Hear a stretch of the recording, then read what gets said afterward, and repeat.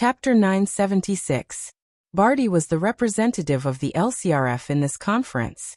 He was the largest of the specters in the current environment. It was quite miraculous that he was able to maintain an extremely low profile. He didn't speak or make an appearance. It was as if he was hidden outside the range of everyone's attention. But when he truly entered the spotlight, he displayed an extremely high level of ability to express himself. He spoke with fervor and assurance. The current situation is that the influence of Luo Nan's show has already been created. If the situation continues to develop, he will soon become an authority in the relevant field. Bald Jeff reminded politely, "He already is, Mr. Barty. We can't deliberately underestimate him." There was a sting in these words.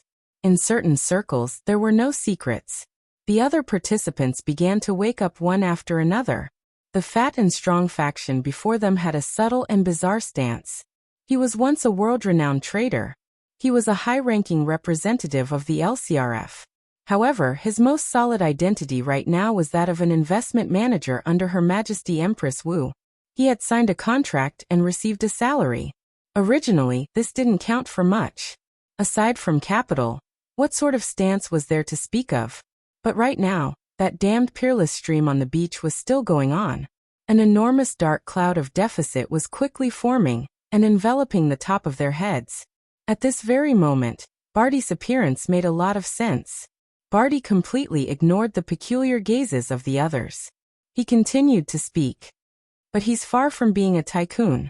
He has no foundation in the academic world.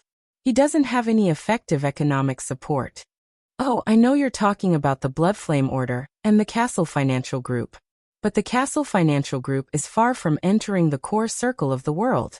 Otherwise, we would probably be shaking hands with Lady Halder right now and discussing grand plans together. Even if there's no lady, there's still the Queen. She's lacked love since she was young. She might have a taste for this. Some people were purely venting their emotions. Their comments were harsh and unoriginal. There were also people who pinched their noses as they discussed. They ridiculed. You want to play the same old trick and create another Luo Yuandao scientific ethics case? A showdown between formatting theory and the archetype format? Come on. Can a crazy old man who only knows how to toss and turn in the wilderness compare to this extraordinary, who is an authority in configuration and soul science? He can't be here to make a fool of himself, right? Whether it was a strange tone or a look of disdain or rejection, none of the poisonous spikes could pierce through Barty's skin. He pretended not to hear anything. He only stared at the bald Jeff. Try, just try. What have we sacrificed? We're not going to recreate the Deep Blue project and carry out that hopeless reverse engineering. It's just for show. Furthermore, did I say that we're going to engage in that kind of internal strife? In our circle, why should we care about the dirty things in academia? We clearly have our own advantages. Advantage? More and more people joined in. At the very least, listening to it wouldn't cause any harm. Facing such a terrible situation, they really needed more comprehensive insights to help them make decisions. His doubts about his position could be put aside for the time being. Barty's bright smile could not be hidden by his thick beard. His body language was also very exaggerated. He rotated his elbows forcefully, moving his forearms and wrists, as if he wanted to stir everyone's brains. That's right, that's our advantage. We're businessmen. We're powerful businessmen. We only need a barely passable product for show. It was a barely passable product. We could launch a similar product in the academic world, in the inner world, and even in the market. We didn't even need to be particularly brilliant. With our influence, we could set off a raging storm. We could completely suppress the influence Luo Nan caused today. What do you think, Dr. Jeff? What was this? The group of ghosts looked at each other in dismay. They thought they were watching a clumsy, low-IQ stage play. Baldy Jeff didn't want to answer, but Barty kept staring at him. He could only grin. Mr. Barty, I think it's just for show. Let alone Luo Nan, even the military and government's purchasing agents wouldn't pay any attention to it. You really aren't professional enough in the non-professional field, Jeff. You can't use the eyes of a technician to view the world. Barty's eloquence was torrential. With a wave of his hand, he seized back control. Or perhaps his voice was the loudest. Body language was the most exaggerated? What's our advantage? Is it our strength? No. It's our influence. It's our reputation. It's our system. The high-tech companies and cutting-edge laboratories under our banner represent the correct direction of Earth's scientific research system. The military and government don't just look at a single technology when purchasing or cooperating. In the end, they need a complete system that covers research, development, marketing, after-sales, upgrades, and so on. Because they are a system as well. They have countless hands and mouths in the open and in the dark. All of these must be satisfied and in place. What does Luonan have when compared to the system we've launched and endorsed? Is he a technology that might come from an advanced alien civilization? Even if he is, can he digest all of this technology and turn it into cash? It's impossible, sirs. He definitely doesn't have the resources and system we have. The example Jeff gave just now was excellent. A single sand demon is equivalent to an entire supercomputer and a nuclear power plant. Then how many resources and benefits are needed to carry the technology system of this sand demon before it can be turned into cash? Herman watched as Barty easily doubled the volume of an example that he had been using in turn. He wanted to laugh a little, but the two keywords at the end of Barty's words immediately pierced his heart. Turn into cash? Benefits? Barty was extremely sharp. He turned his body in an instant and tightly grasped this crucial thread of thought. That's right, Mr. Herman. Everyone, please note that I'm using the extended meaning of turn into cash. For a new technology to be turned into cash, it has to go from the brain to the laboratory to the factory to enter the market to enter thousands of households. Finally, it can be popularized throughout the world. The most crucial element has been completely locked down since the industrial age. That's right. It's benefits. This world has always revolved around benefits, not technology. Or perhaps it could be said that the greatest technology is how to realize benefits. It has always been like this. Those who were good at emphasizing would always gain the upper hand in public. This wasn't determined by the tightness of logic. It was to the extent that some people's rebuttals lacked confidence. But if the technology itself can bring enormous benefits, where is it? Where are the benefits? The military and political systems of the world's 88 megacities. The public expenditures of over 100 million people. Where are their benefits reflected? Is it in the brain of a young genius that doesn't belong to the dimension of reality? Or is it in the capital alliance that covers 80% of the world's economic volume? Gentlemen, the truth is that it is impossible for Luonan to satisfy the astronomical demand of benefits for an enormous system. And if this process is accompanied by a zero-sum game, it will form a sharp, rippling, and extremely wide-ranging conflict. Uncontrollable conflicts. What would the current rulers choose? Oh, I nearly forgot. Many of you seated here are equivalent to rulers. Is everyone's ultimate goal to take a step further in arming our already victorious armies into superhumans that can fly through the sky and burrow through the earth? Is it to sweep across the continents and oceans, and then trample the solar system? Or is it to have a global reshuffle, to let the new technology drive a new revolution, to let new rulers step onto the stage of history? Don't joke around. The ruling rulers have always thought about a booming market, a high employment rate, an increase in votes, an extension of tenure, asset appreciation, and the expansion of power and stability. This is the mainstream of society. This is the beautiful dream weaved together by billions of ordinary people. In the face of this great trend, a mere one or two new technologies have no foundation, no support, no industry, and no employees. It is as if it fell from the sky. How long would it take to digest it? How long would it take to cultivate it? Who would care about it? Don't be anxious, gentlemen. This world is always changing, but the most essential things are still the ones that govern the operation of society.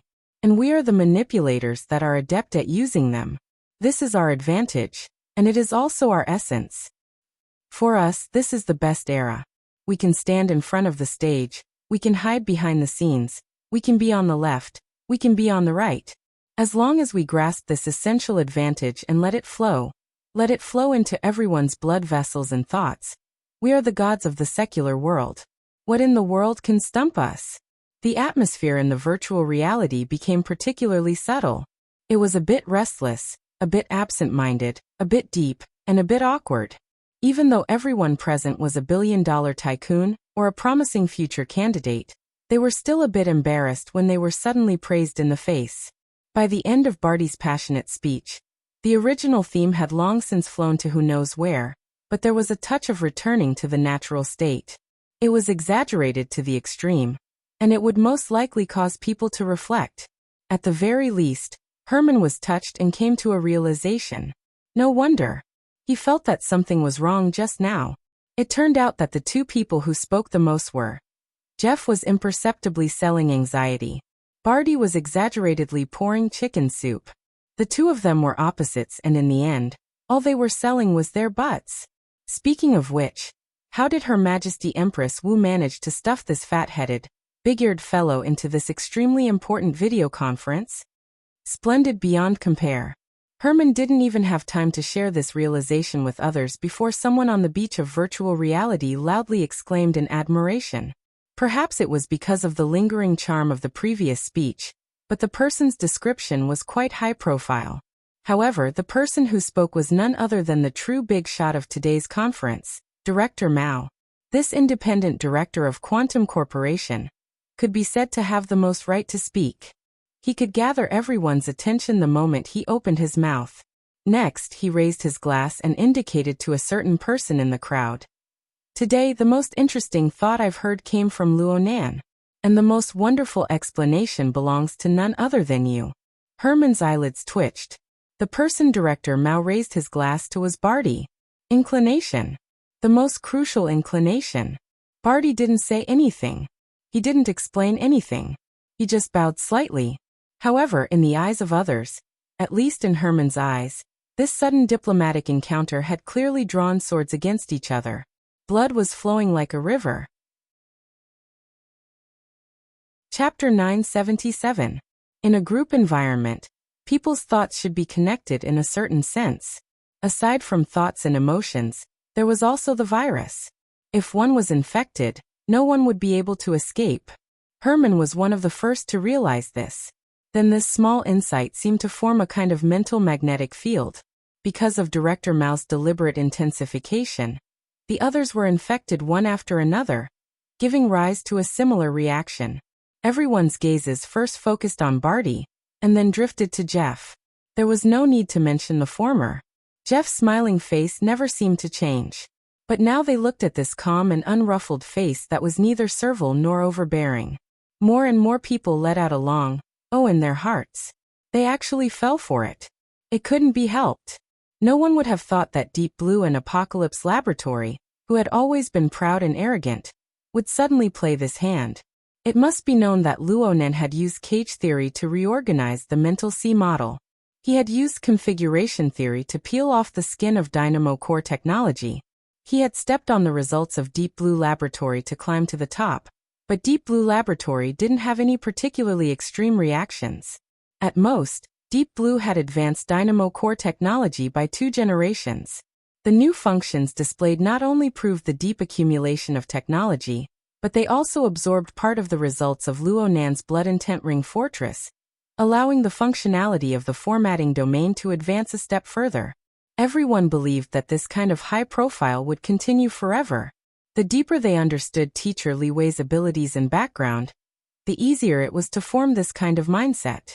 But today this mindset was suddenly broken. Was Bald Jeff's behavior his own decision, or did it represent the will of Teacher Li Wei? If it was the latter, what did this mean? What did Director Mao's reaction mean? All sorts of thoughts were like the gurgling soup in a large pot. They transformed into complex tastes that were hard to describe. Of course, the most important point of reference was still Director Mao. Director Mao had always been one of the strongest supporters of Deep Blue and Apocalypse Laboratory. But what was the reasoning behind today's sharp and direct change? Was it an act? Was his heart beating erratically occasionally? Or was this the beginning of an even greater change? Herman subconsciously wanted to contact Wang Yu again. After all, Director Mao's situation was too special. He was the spokesperson of Capital, and he was also a peak expert of the inner world. His identities were nearly perfect. Although the gold can't exchange, Jinfenga and the recent Her Majesty Empress, who also had great achievements in the business world, they were not as smooth and natural as him. Even someone like Madame Halder would have to wait. Because of this, he was an iconic figure. Damn, the problem has become even more complicated. Everyone's imagination ran wild, and it was destined that they could not make decisions on behalf of Director Mao, and the situation would not change according to their will. At that moment, Director Mao spoke again and asked Barty, "What you said at the end was too vague. Do you have a more practical operation?" Barty was like an experienced customer manager, putting on a professional smile. "Chairman Mao, which one would you like to operate?" "I'm very interested in the techniques of the sand demons. Let's work together," Barty replied directly, not bothering to hide anything. "What you just said should be competition. To be more precise, it's not a competition. Therefore, our final destination is to let it return to its normal track, to vacate the cage for a bird, to reincarnate in a corpse. If you need skills, just ask him."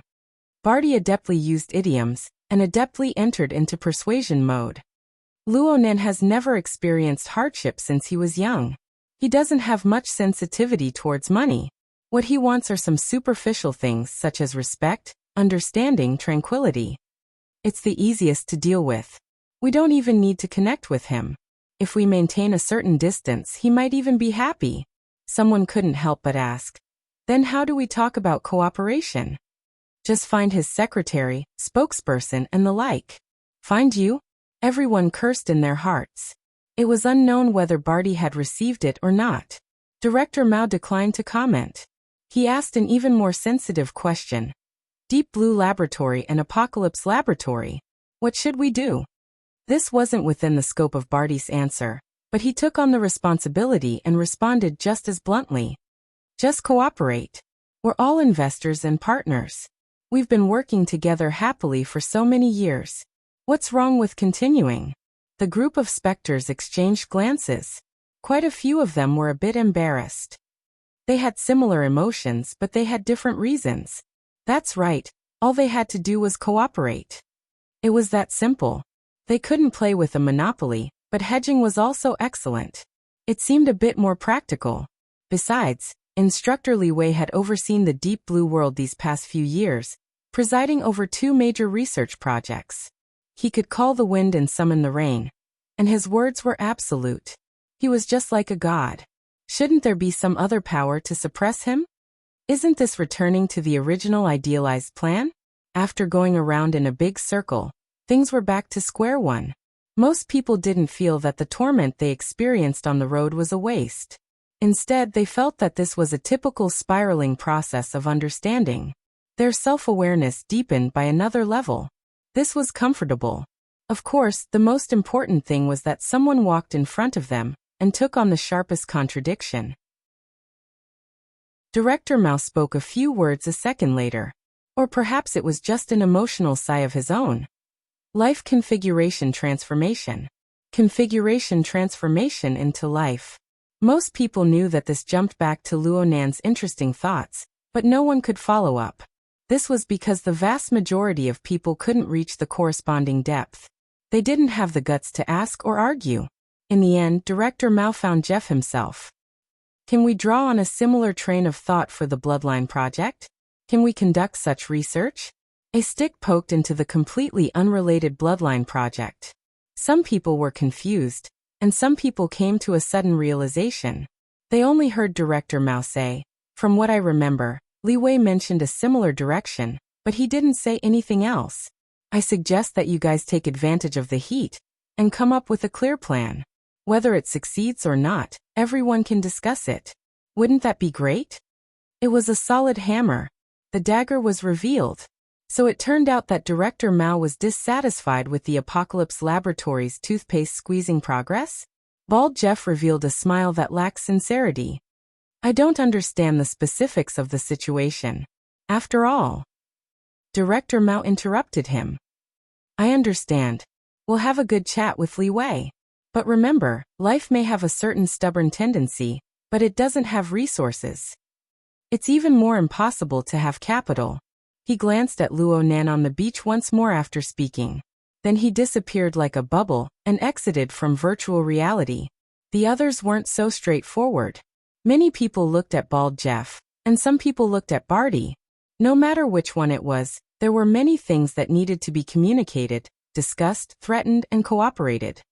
The conference had come to a conclusion, but it wasn't over yet, right? They had to return to what they were best at, even if it wasn't easy to perform in public.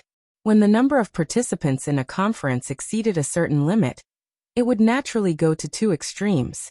One was a tedious and boring format. The other was a rambling quarrel. People didn't need to go through a beating in society to have this kind of awareness.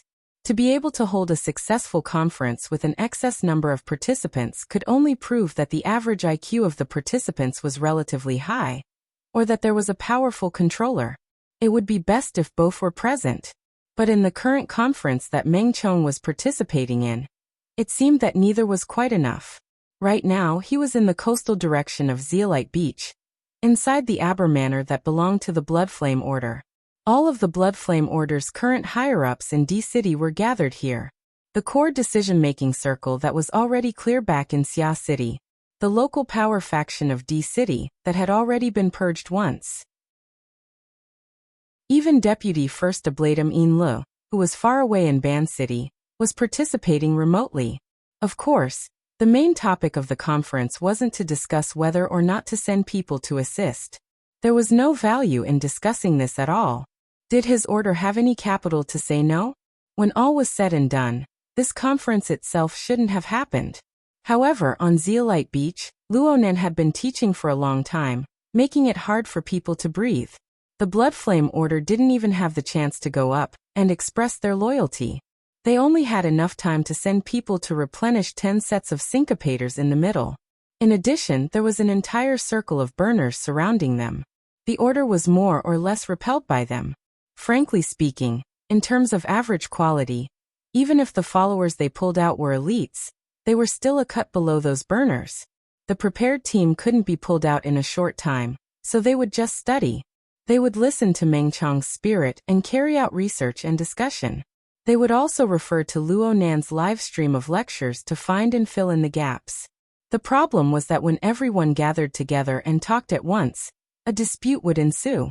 In the end, how would they complete the mission that Mr. Luo Nan had given them? An extremely irritable big fellow? An instinctive desire to destroy everything? A burning feeling of extreme thirst?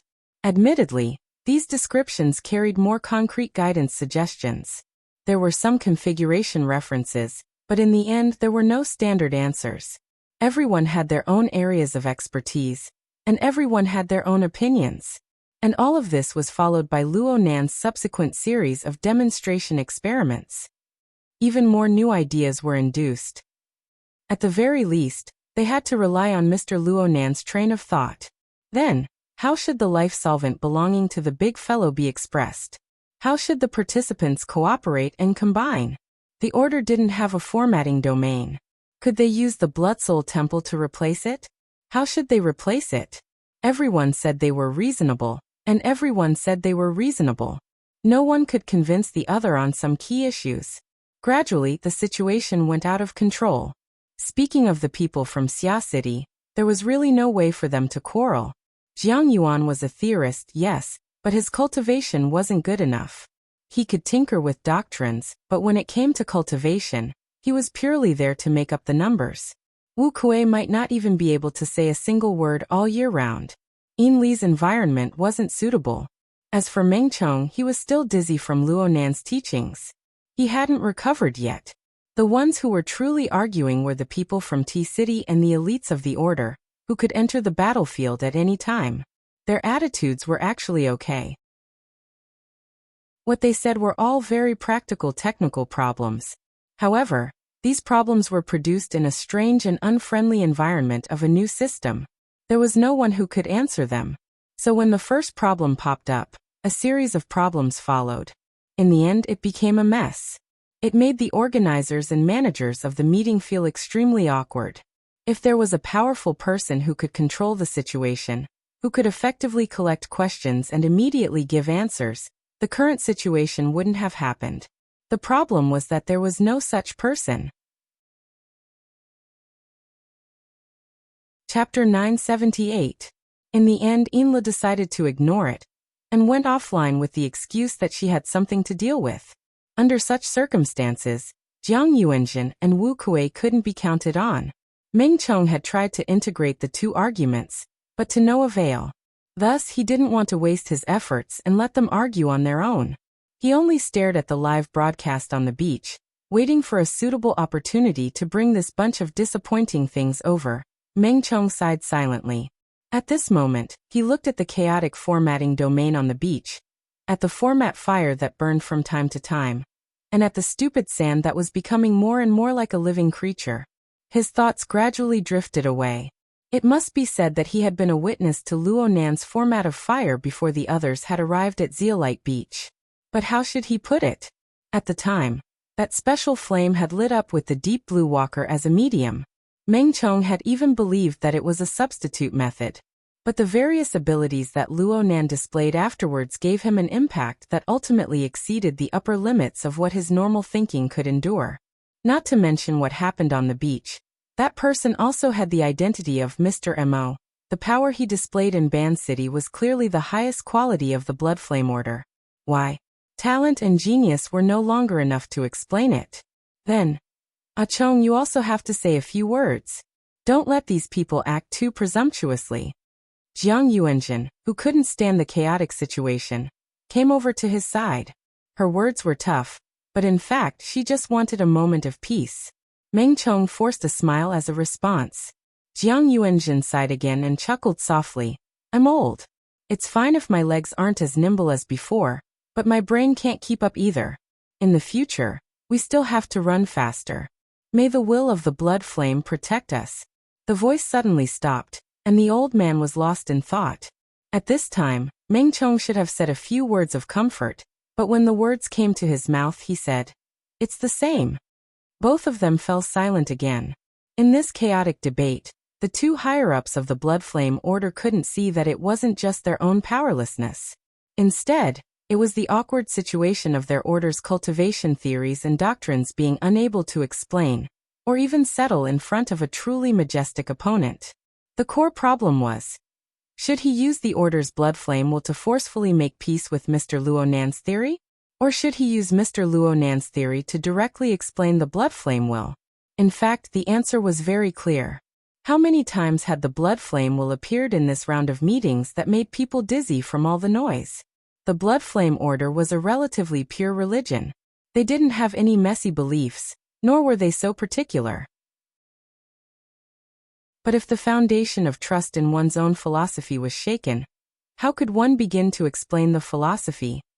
Could it be that the Blood Flame Order was ultimately going to be like a fire of emotions that came and went without a trace in the darkness, silently dissipating on the eve of the arrival of true light? Meng Chong had never felt that he was a particularly devout follower. He had joined the Blood Flame Order with the identity of a security captain, withstood the so-called Blood Flame Will's test, narrowly escaping death many times to reach his current position. The source of his inner strength didn't seem to have much to do with the Blood Flame Will.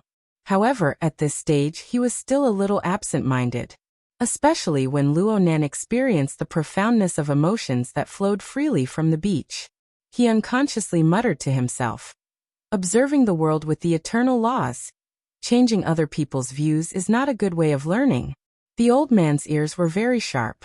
He could tell that Meng Chong's expression was born out of Spinoza's most famous phrase, "Seeing things under the eternal laws." The words used to describe the current Luo Nan seemed passable on the surface, but the core was clearly different. Moreover, using the religious explanation of a devout Christian to make a judgment on the current situation was ultimately inappropriate. Meng Chong was startled when he saw old Master Jiang become serious once more. Then he laughed. But before he could respond, a voice suddenly rang out in the deepest part of his mind. The saint believes that he is the ruler of the world. This kind of bootlicking will be even more resounding. The method and content of the telepathic transmission were a bit discordant, but this wasn't the main point. The main point was the person who transmitted the telepathic transmission. First ablatum. Meng Chong's mind was shaken, and he subconsciously straightened his body.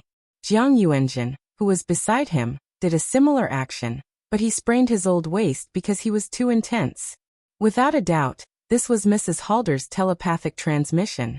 It was just that there was no telepathic transmission after these words.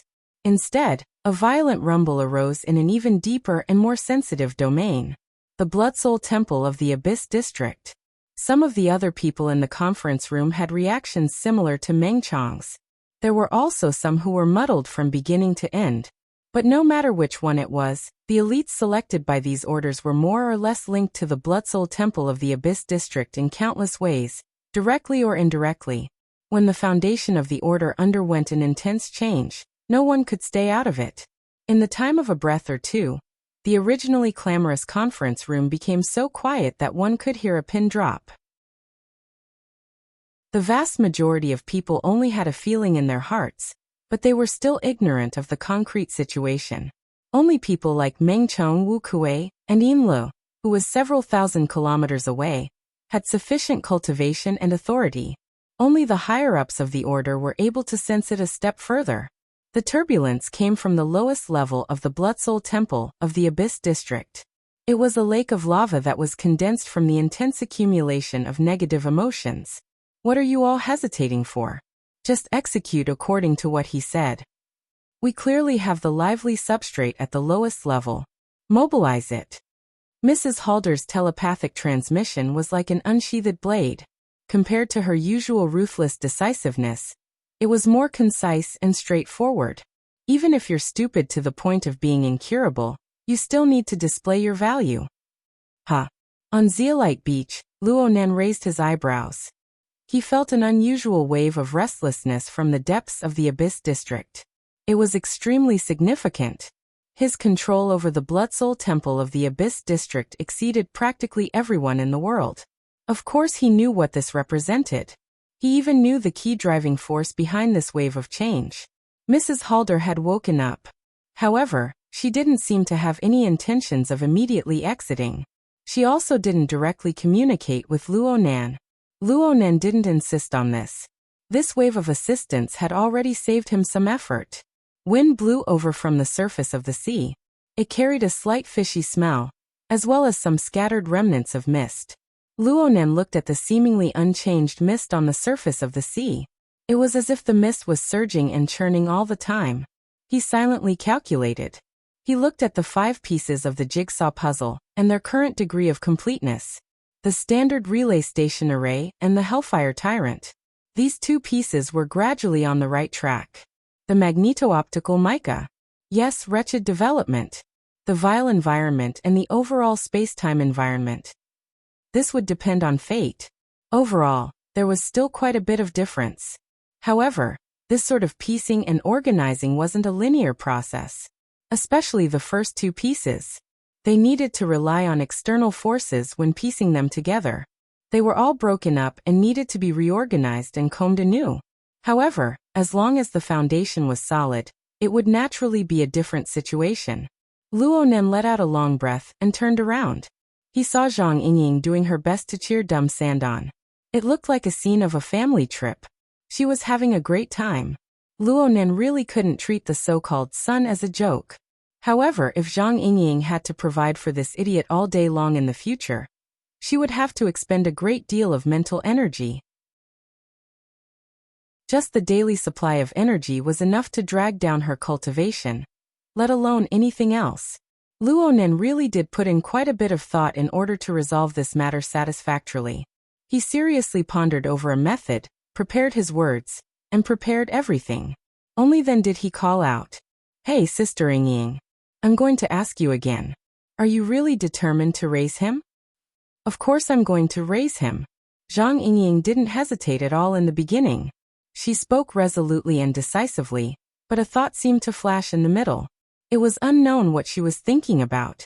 She became slightly absent-minded, and her momentum immediately suffered a setback. Luonan was puzzled. "What's wrong?" "Well, I'm going to ask you something. Dumb sand is just an example given in class, right? Is there anything else? I mean, are there any other uses?" Luonan was startled for a moment. Then he laughed. I have to say there are. Zhang Yingying pursed her lips. She glanced at the distant dumb sand, but she soon withdrew her gaze. She wanted to say something, but in the end, she didn't say anything. Luonan already understood her thoughts. It was more or less outside of his expectations, but it also made him let out a sigh of relief. Sure enough, it was still the Zhang Yingying he knew. She was usually casual, but when she truly encountered something, she would never act according to her temper. She was clearly 100 times more attentive to dumb sand, but she still considered Luonan's experimental progress. She didn't act based on her own likes and dislikes. Her Majesty Empress Wu really taught her well. She was much better than a certain someone who fell in love with her when things went wrong. Cough. Luonan reflected on himself and encouraged himself. He grew more and more serious. It's precisely because it's useful that I will cherish it in the future. Let's have a chat right now. Are you really going to raise it after this matter is over? Zhang Yingying's entire body seemed to glow when she heard Luonan's words, which were practically a promise. Cough, that was an exaggeration. Her eyes glowed as she hurriedly declared. Of course I'm going to raise it. Of course I'm going to raise it. It wasn't easy for me to raise it. I'm definitely going to continue raising it. She saw that Luonan was about to speak again, so she simply extended her palm. I know you want to talk about the energy supply. You don't need to worry about this. I'll go find the boss and think of a way. Her Majesty Empress Wu wasn't a doryman. Luonan's retort got stuck in his throat. He swallowed it back with great difficulty, and he hurriedly used other words. That's not necessary. We can think of a way to satisfy both sides. Really? Zhang Yingying responded quickly. Her eyes grew brighter and brighter. She was extremely pleasantly surprised. Clearly, she wasn't that certain whether Her Majesty Empress Wu would draw her blade to help or simply draw her blade. Yeah. I just thought about it, and I have a new train of thought. It seems to be quite compatible with you. Taking advantage of Zhang Yingying's good mood, Luonan quickly thought through the words he had thought of in his mind. In the end, he cut the Gordian knot. Have you ever thought about letting dumb sand shed his body? Let his soul leave his body. Chapter 979. Zhang Yingying clearly didn't react in time. This clearly contradicted her usual direction of thought, or perhaps it was the ideal plan that she was looking forward to. So she was a bit muddled. She recovered with great difficulty and tried to understand. You mean? Why don't you tell me about it? Of course, this wasn't a problem. Luonan was used to lecturing. He casually condensed water vapor in the air to write on the blackboard. Didn't I say it before? Your extraordinary power is extraordinarily suitable for nurturing. This is helpful in nurturing the sand demon.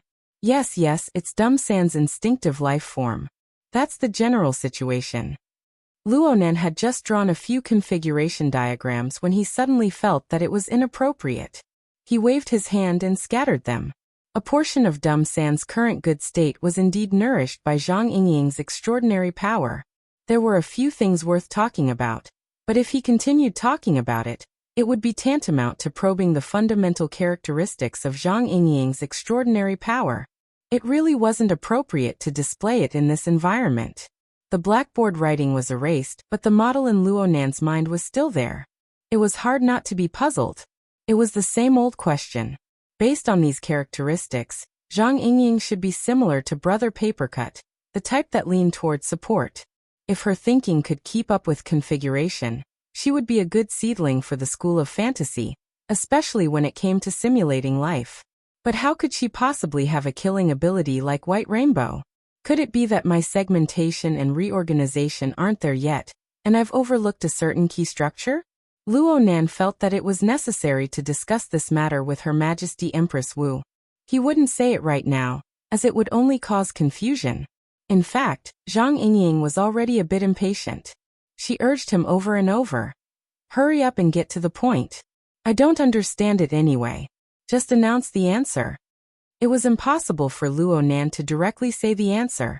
He had to let Zhang Yingying understand the gist of it. This is what I'm thinking. Dumb sand is indeed an artificial creation designed at the last minute. Its life solvent is simulated. It doesn't have a material foundation, so it can't be considered a true life.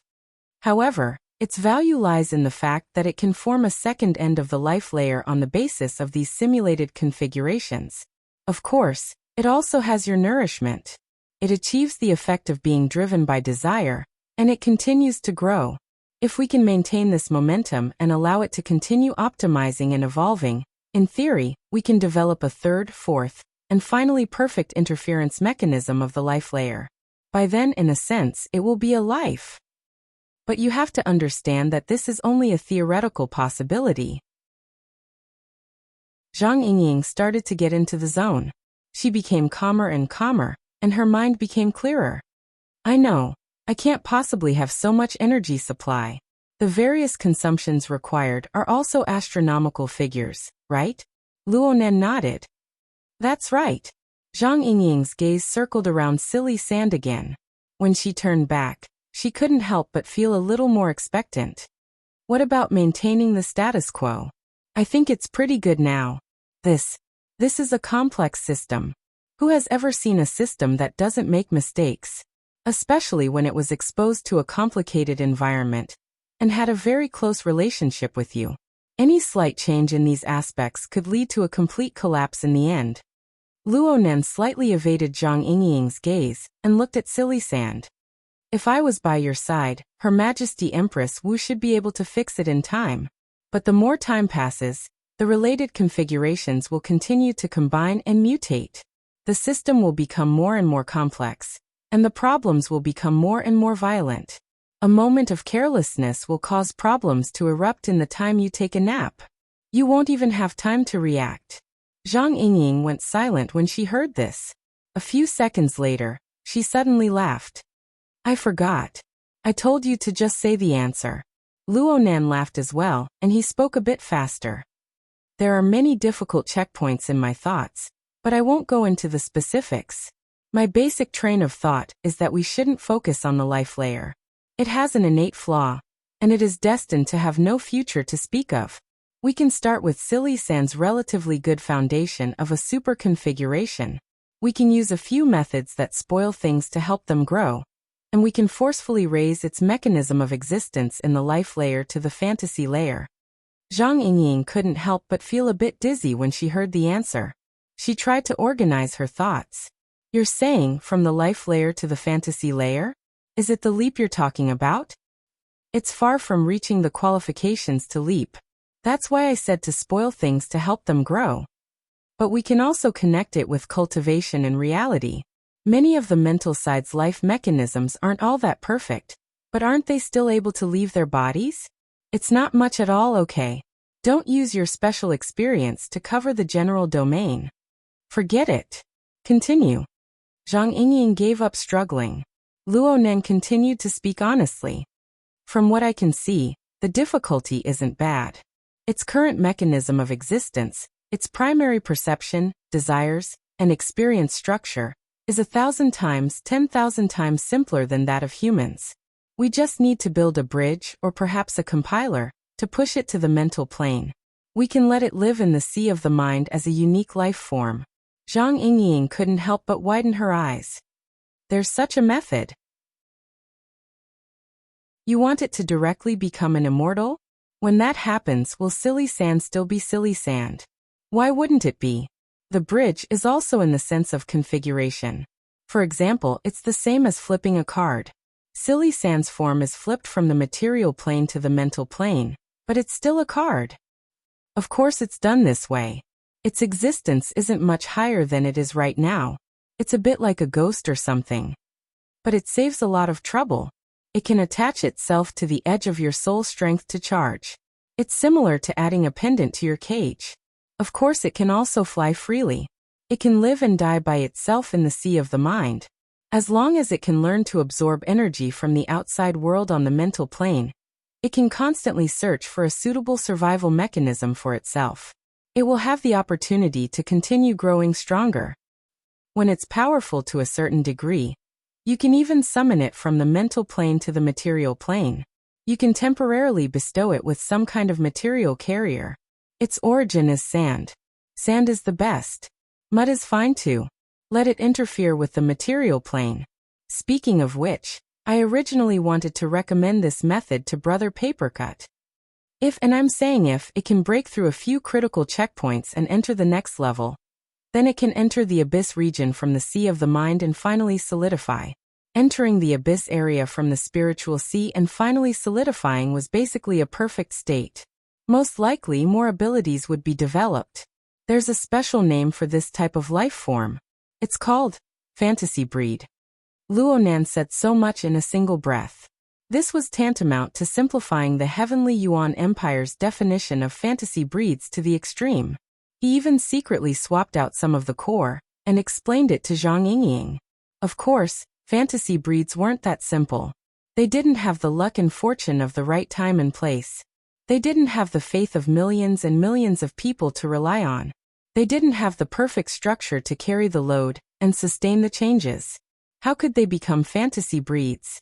What Luonan said was just a path of artificial fantasy breeds from the school of fantasy. From the information given to him by Lieutenant Go Yi, there were quite a few similar creations during the peak of the school of fantasy. Right now he was actually following this path. He was carrying out an extremely crucial experimental step, and Dumb Sand was closely related to it. As for the success rate, it should be quite good. Otherwise, wouldn't the school of fantasy not live up to its name? Luonan actually had the intention of delaying the enemy by bringing out this method. This was because there was still a period of adjustment to follow. Let's do it this way. Luonan was still pondering over how he should continue to persuade her, and how he should make Zhang Yingying cooperate. He never expected her to be this straightforward, directly making the decision. Zhang Yingying's reasoning was sufficient and powerful. Dumb Sand was originally created by you. There is no one under the heavens who understands it better than you. As long as you don't engage in segmented research, human destruction, and the like, then of course whatever you say will go. If you say it like that, then I'll. Luonan let out a breath of relief. He had only spoken halfway when Zhang Yingying suddenly rushed forward and grabbed him by the collar with enormous strength. Fortunately, Luonan's soul strength was constantly recovering.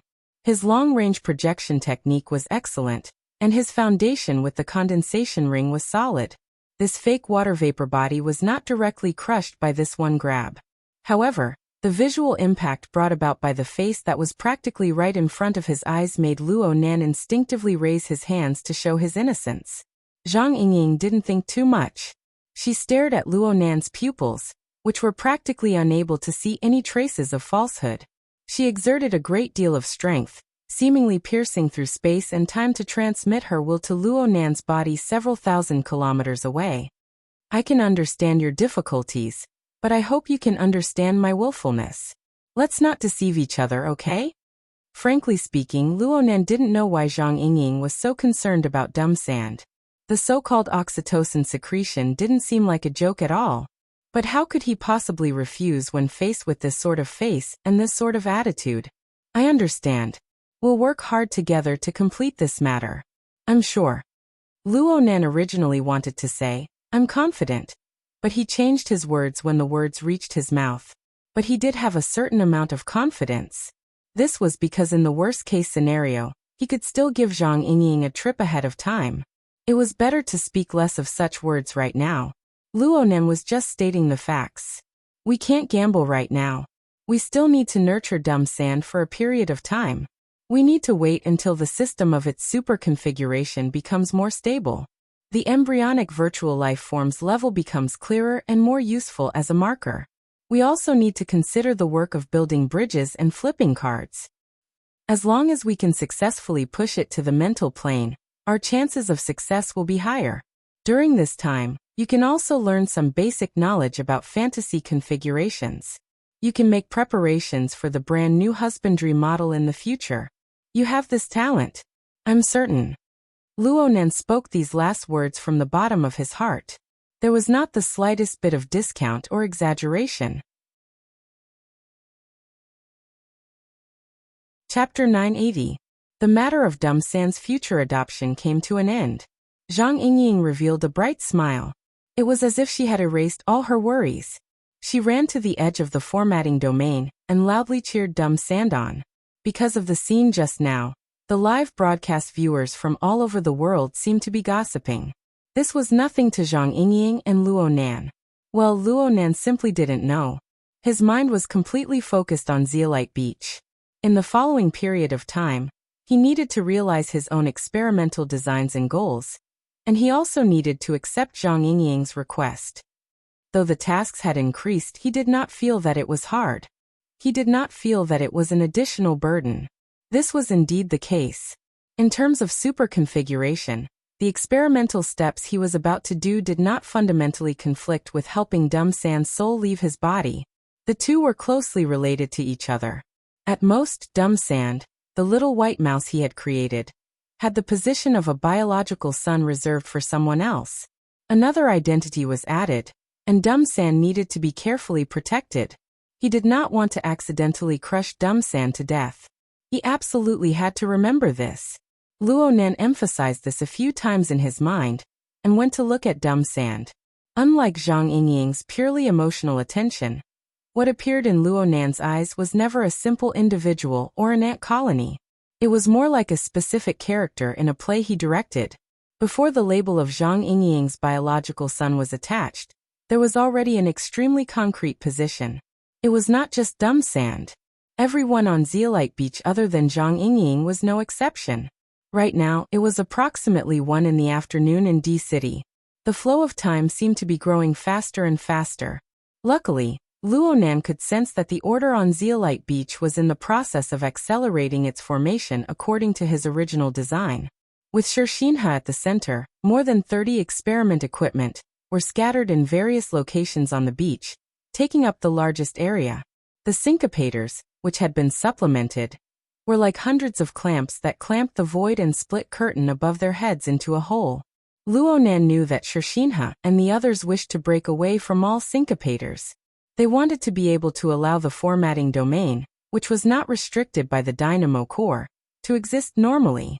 But unfortunately, it was basically impossible for them to reach this level. It wasn't that Luo Nan was holding back. It was just that they didn't understand what sort of environmental state this sandy terrain, which Luo Nan had single-handedly created, represented. Without personally participating in that dream, without living, fighting, and struggling in that kind of environment, they were destined to be separated by a layer of unbreakable cognitive barrier. Not to mention that the other two blocks that were in a state of confrontation were still hidden and complicated reserved spaces. Therefore, they had already trampled through many gullies and piles of sand that Luo Nan had personally dug. That was why they played the game of you run and I run, with Dumb Sand. They never thought of encircling, intercepting, repelling, and annihilating Dumb Sand. Luo Nan didn't mind this at all. He also had no intention of publicizing his tense, unique, and miraculous experience to more people. There were some links that couldn't be left to others. They had to go through his own hands, and only his own hands. After making a rough estimation, he slowly walked towards the formatting domain on the beach. Everyone on the beach, as well as the livestream viewers who were staring at the beach, were still very sensitive even after 3 or 4 hours of indoctrination and torture. They suddenly became nervous. Even Zhang Yingying, who was wholeheartedly cheering for her own son, subconsciously gave Luo Nan a shot. Luo Nan took the opportunity to point at her from a distance. Be careful. Stay a bit further away. Fuck, was he going to make a big move? Luo Nan's path just so happened to pass by Hood's vicinity. This captain, who was the most powerful on the beach and had the most advanced dynamo core implanted, could not help but feel his heart twitch. Right now, Hood was already acting according to Luo Nan's arrangements. He had completely become an outstanding valve, assisting the main axis, Shirshinha. He adjusted the fluctuating energy of the 30 or so burners, allowing them to establish a strict and free domain in this area that wasn't all that vast. He believed that he had already done quite well. Compared to the trembling Shirshinha, he was already able to move freely within the formatting domain. He was able to find a few key nodes and carry out preemptive adjustments. He could even restart the mission assigned by the laboratory, sending back all sorts of monitoring and sensing data in an unending stream, assisting the other side to carry out some hidden tests remotely. But when Luo Nan walked past him, Hood could not help but be stimulated. He straightened his body to maintain the most standard and most rigid posture. Luo Nan ignored him. He just waved his hand at Zhang Yingying from a distance. Don't mind stupid sand. He's useful. This made Hood wake up from his stupor. The realization from earlier floated up in his mind once more. Everyone on the beach, including the things, were all designed by the person who just walked past. Now it was finally time to activate it? Hold on. All sorts of distracting thoughts flashed through Hood's mind. Only now did he discover that Luo Nan had already entered. This person had long since entered the range of the formatting domain. There were no traces of the format of fire operating on his body. He was like a tourist taking a stroll on the beach, his gaze casually sweeping across various locations. He looked very little at the people, but he looked a lot at the scenery. Hood did not find it strange that Luo Nan had the ability to enter and exit as he pleased. After all, this was something that Luo Nan had single-handedly created. The 100 or so centimeters that buzzed and floated above his head were the symbol of Luo Nan's strength. It was just that he was currently shouldering the heavy responsibility of monitoring Luo Nan. One of the most important tasks was to make a good record of Luo Nan's state when Luo Nan was in close contact with the formatting domain for future research. Hood subconsciously followed Luo Nan, but he felt that he was being impulsive the moment he took a step forward. Sure enough, Luo Nan stopped in front of him and turned his head to look over. Hood was extremely embarrassed. He never expected Luo Nan to nod. Come on then. There's something I need to arrange. Okay. Hood did not have the courage to refuse at all. He took 2 quick steps and followed behind Luo Nan. Luo Nan did not give him a direct order. Instead, he turned his head and walked forward. He was neither fast nor slow. Looking at the direction, it seemed that he wanted to go to the edge of the beach. There was a sports car parked there. It seemed to belong to Meng Chong of the Bloodflame Order. That fellow had been gone for a few hours. Who knew what he was up to? Weren't the two going to meet later? What was Luo Nan doing? Was he shaking people? Hood's thoughts fluctuated in his mind, but he was unable to grasp the main point. Right now, he was hoping that the special communication channel would give him clear instructions. But the other side seemed to be worried that Luo Nan would discover them. They entered a state of silence. Luo Nan walked all the way to the sports car before stopping. Hood stopped when Luo Nan stopped. Hood's eyes were sharp. He noticed that a large circle was clearly drawn on the sand beneath the sports car. It was very orderly, encircling the entire car within. No area protruded out. Headquarters. The first few words were a bit vague.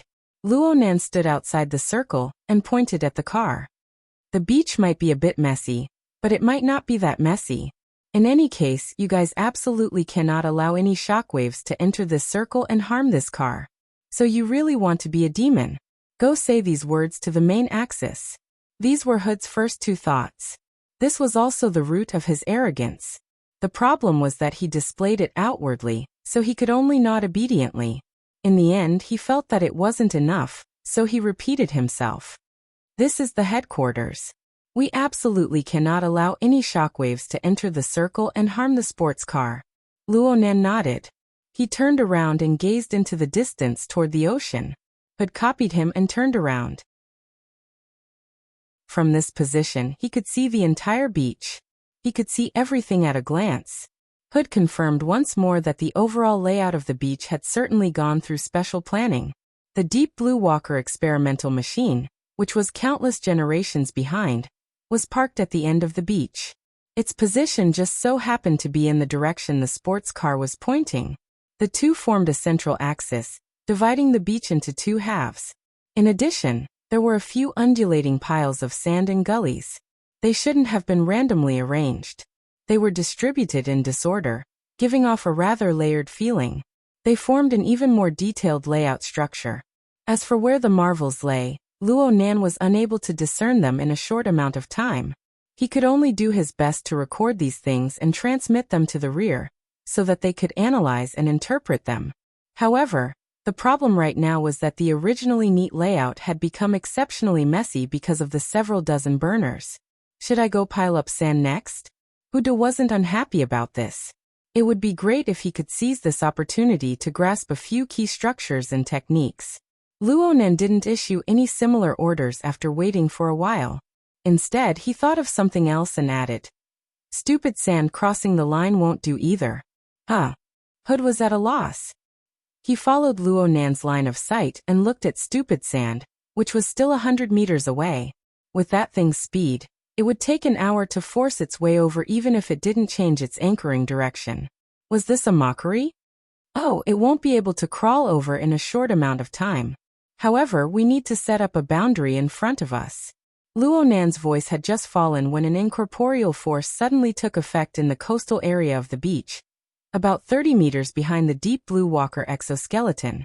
A portion of the sand slowly caved in, revealing a gully that was 10 meters long, half a meter deep, and about the width of a palm. It was perpendicular to the central axis formed by the sports car and the exoskeleton. That area just so happened to be a relatively densely populated area. There were a few burners nearby, and they were adjusting their positions in order to adapt to the formatted domain. One of them was overly nervous when encountering such an unforeseen event. His energy was misaligned, and he suffered a backlash from the domain. Arcs of light whipped him, and the others around him suffered a calamity as a dazzling ball of light exploded. No matter what was said, Hood had a role as a valve. Even though he didn't have any direct subordinates over there, it still made him lose face.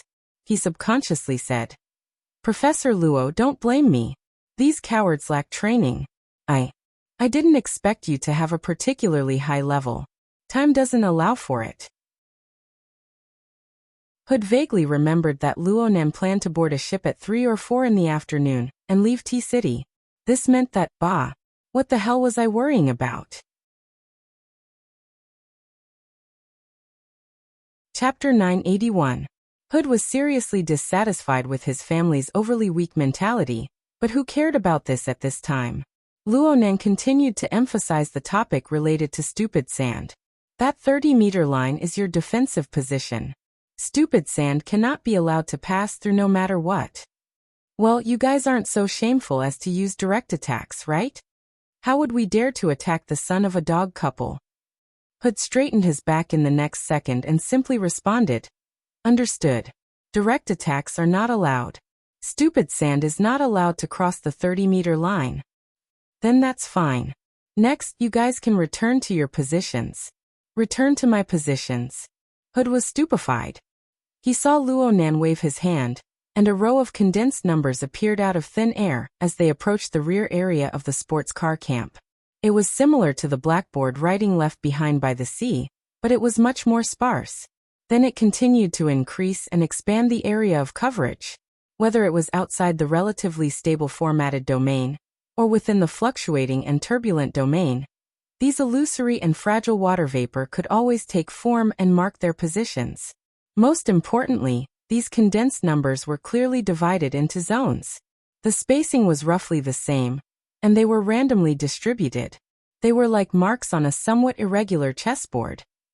F***CK, isn't this just a sand table? Hood looked at the condensed numbers from 1 to 35.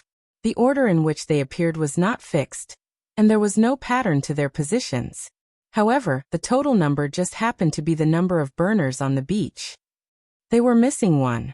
Hood blinked his eyes. He was pondering and guessing at the logic within when Luonan snapped his fingers beside him. They were almost completely synchronized, and a small number floated above the heads of all the burners on the beach. It ranged from 1 to 35, corresponding to everyone. They were still missing one. Hood subconsciously raised his head. His chin had just stuck up halfway when he heard Luonan speak. "You don't have a point number. You're responsible for maneuver adjustments. Make the person number correspond to the area number. Limit the range of movement. Thank you for your trust. Thank your mother."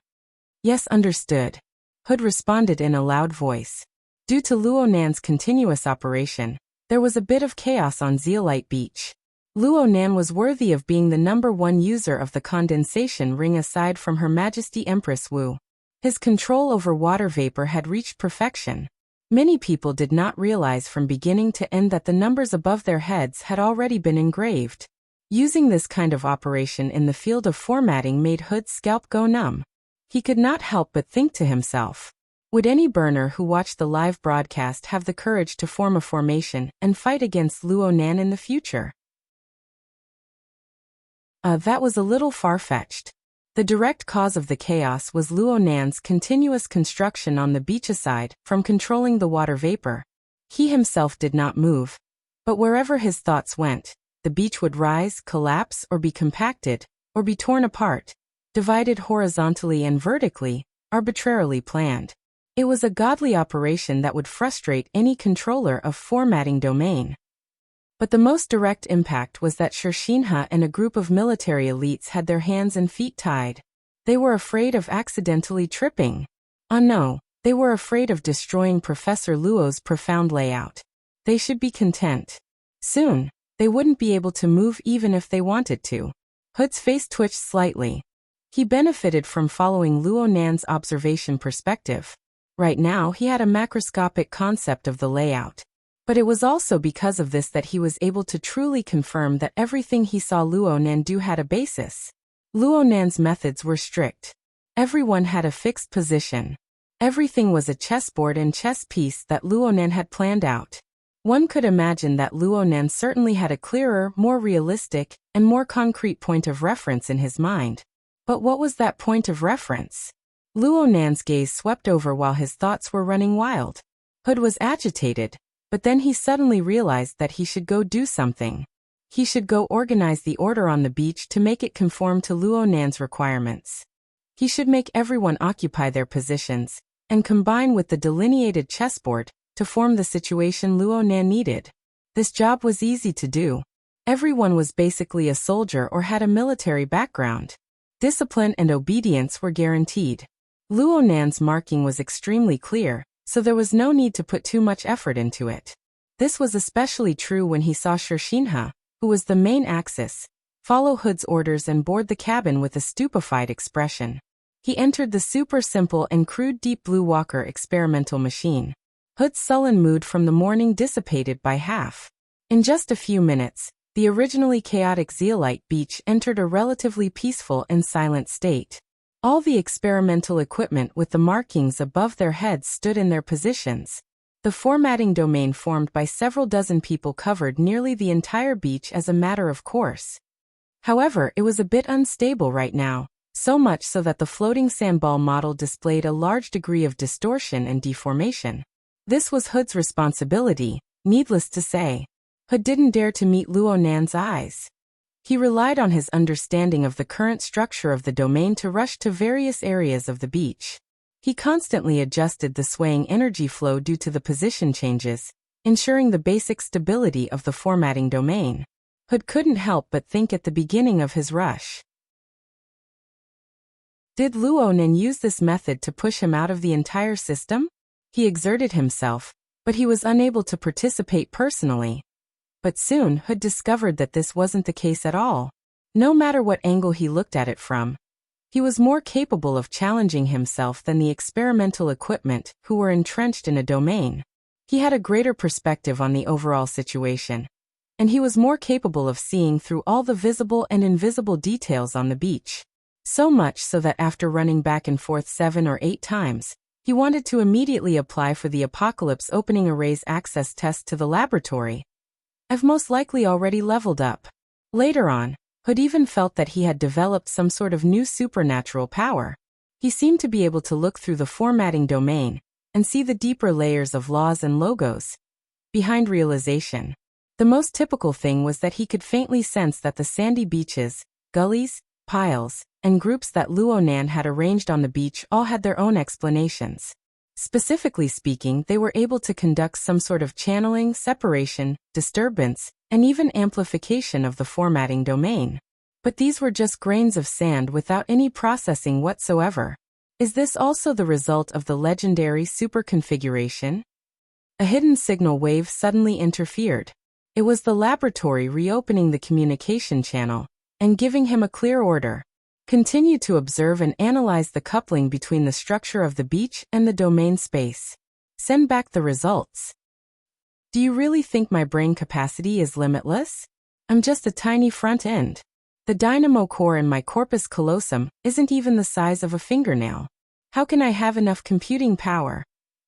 Hood wiped his face.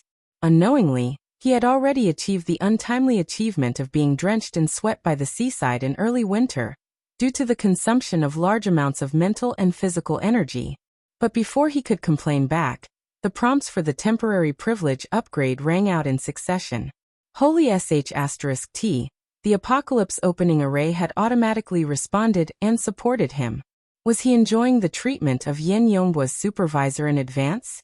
Hood's mind was racking with calculations, but his mood was high. He put in even more effort into his work. Both sides were like this. They complemented each other. But why didn't he feel any changes after running another lap? The feeling was still fuzzy. It was still fuzzy. It could be said that there was some progress. But whether it was adjustments or analysis, he always felt that he was still floating on the same surface. He was unable to sink no matter what. During this time, the Apocalypse opening array's support privileges were upgraded once more. The dynamo core was about to enter an overclocked state. Only Yin Yongbo's superior architecture could forcefully raise the analytical ability to a higher level. The laboratory clearly had no plans to further open its privileges. Yin Yongbo was hiding in some corner of T-City. He had no intention of making a move. The situation of Hood's drenched in sweat had not been alleviated. He wiped his sweat again. In the end, he could not help but turn his head to look at the youth leaning against the hood of the sports car. There was a thought stirring in his mind. This kid. How in the world did he do it? Hood caught Luonan's gaze at this time. He subconsciously followed the direction and turned his head once more. This time he saw Dumb Sand. This monster, which they had played a game of cat and mouse with for nearly an hour, had received some unknown influence or command. It had changed its direction and was slowly crawling inland. Hold on. That's the direction of the sports car's headquarters. That's not right. Hood wiped the beads of sweat on his eyelashes. He suddenly realized that with the establishment of the beach chessboard and the gradual adjustment and stabilization of the formatting domain, the sandball model, which had barely recovered to a regular state, had automatically moved to the central axis of the beach. Its position was right in the middle of the central axis. Hood hated that he could not only consider this as a coincidence in such a situation. He felt a splitting headache if he thought about it even a little more. How could this be a coincidence? Hood rubbed his head. His eyeballs quickly moved back and forth before he caught up to Dumb Sand. As he continued to deepen his understanding of the layout of the beach, he was already able to see that Dumb Sand's conflict with the formatting domain was growing sharper and sharper by purely considering the direction and efficiency of its interference. Perhaps it had been like this before. It was just that a bunch of idiots were completely unaware of it. The laboratory had timely transmitted over a small piece of code. It was said that the code was specially optimized for observing Dumb Sand's form. The analysis carried out by the laboratory was certainly more profound and thorough than Hood's short-term understanding. The small results they produced were still a bit useful. As the relevant sensing mode leveled up, Hood could clearly sense that Dumb Sand's body was constantly crawling and flowing forward. Its body shape was constantly undergoing minute changes. Through its conflict with the formatting domain, Hood could indirectly prove that its skeletal structure and the deeper flow and operation of energy were changing much more intensely than what it appeared on the surface. According to what Luonan had said, its super configuration system was constantly being improved. Was it beginning a new round of evolution? What a joke. Did he really think that there was a supercomputer and a nuclear power plant buried under the beach? Chapter 982. Whether it was Hood's logic or the results of the front-end calculations, there was an inescapable hole in both. Zhang Yingying's humanoid battery had already fallen to the point where it only knew how to shout 666 from the outside. It clearly did not have any more input. Dumb Sand itself had a slight increase in the energy devouring of the formatting domain, but it did not have the qualifications to drive this sort of super energy-consuming optimization that required even more powerful computing power. Luonan was supporting it. Perhaps this was an explanation that could barely be accepted, But the problem was that Luo Nan had clearly said before that he needed to maintain objectivity and reduce the disturbance to the experimental conditions. From the looks of things, he had basically done it. There was no need to deceive himself. Unless his true experimental target was none other than this stupid and unyielding monster that only knew how to crawl forward. What live broadcast classes, what examples, they were all methods to deceive people. Hood had a sudden realization when he thought of this. He had the impulse to pick up dumb sand and snatch it back to the laboratory. Fortunately, he had not gone crazy to the point of disregarding everything, even though he was working hard for the Apocalypse laboratory. Cool-headedness and rationality pushed his train of thought to continue walking a step deeper. If Luo Nan had been supporting Dumb Sand's evolution from the shadows, how did he do it? Luo Nan was without a doubt a powerful expert of the mental side. He was the one who proposed the cage theory, and he was a master of mental senses. The safest route was obviously interference on the mental plane. Hood was rather self-aware. He knew very well that compared to the energy and information structure of the material plane, the mental domain was the weakness of these people and even the entire Deep Blue platform system. Up until now, no burner had reached the level of an extraordinary, and that was a strong proof. The newly opened Apocalypse Array was much more brilliant, but its specific effects needed to be tested with time and actual combat. Therefore, Hood did not expect himself to make some great discovery in this area. He just wanted Luo Nan to have an extremely brilliant interference channel that exceeded the scope of everyone's observation. But there was one more point. Dumb Sand, this simulated life creation, was the support for its current evolutionary speed. Even if Luo Nan. Where was Luo Nan's support? The enormous energy consumption was fine. He was an extraordinary. A monster of this level could not be discussed with common sense. But the resources needed for Dumb Sand's quasi-life evolution, and perhaps the extremely complex and rigorous design of Zeolite Beach. Where did this astronomical computing power come from? Although various experiences and experiments had shown that the intelligence of extraordinaries was generally much higher than that of ordinary people, their performance in memory, precise logic, and other areas that could be tested were also superhuman. But there had never been any evidence that the brain of an extraordinary could race against a supercomputer. In fact, the basic operating model of the human brain determined that in the field of processing large amounts of information and big data analysis, people had to rely on external objects. There was a statistic that stated that 5% to 8% of the world's supercomputing resources were controlled by the inner world for a long period of time, and used for various cultivation experiments, model building, and analysis work. It was the same everywhere in the world. What made you, Professor Luo Nan, think that you could ignore the basic rules and seize a huge amount of computing power from nothingness and use it? Inexcusable, truly inexcusable. Hood couldn't get around the logical holes, so he naturally let his imagination run wild. He even began to suspect right now that Luo Nan was a fellow that had undergone transformation. Luo Nan had also been implanted with a dynamo core. Moreover, it was a special type, possessing a powerful computing ability that exceeded that of a normal person. Damn it! It was impossible to implant a supercomputer into Luo Nan's brain, right? But then again, if it was just a remote link. Hood turned his head to look at Luo Nan once more, but Luo Nan's gaze had already left the concrete changes on the beach. It was cast towards the boundless sea and sky. Of course, in order to see into the distance, one first had to penetrate the wall of hazy fog in front of them. It seemed like that mass of fog was also tossed about by Luo Nan. What was inside that fog? His eyebrows furrowed and relaxed. He rarely took the initiative to send a message to the command center. His wild imagination seemed to be able to make sense from a logical point of view, as well as the small stirrings he received just now. 1. Investigate the entire world's supercomputing resources. 2. Monitor the massive fog on the sea's surface.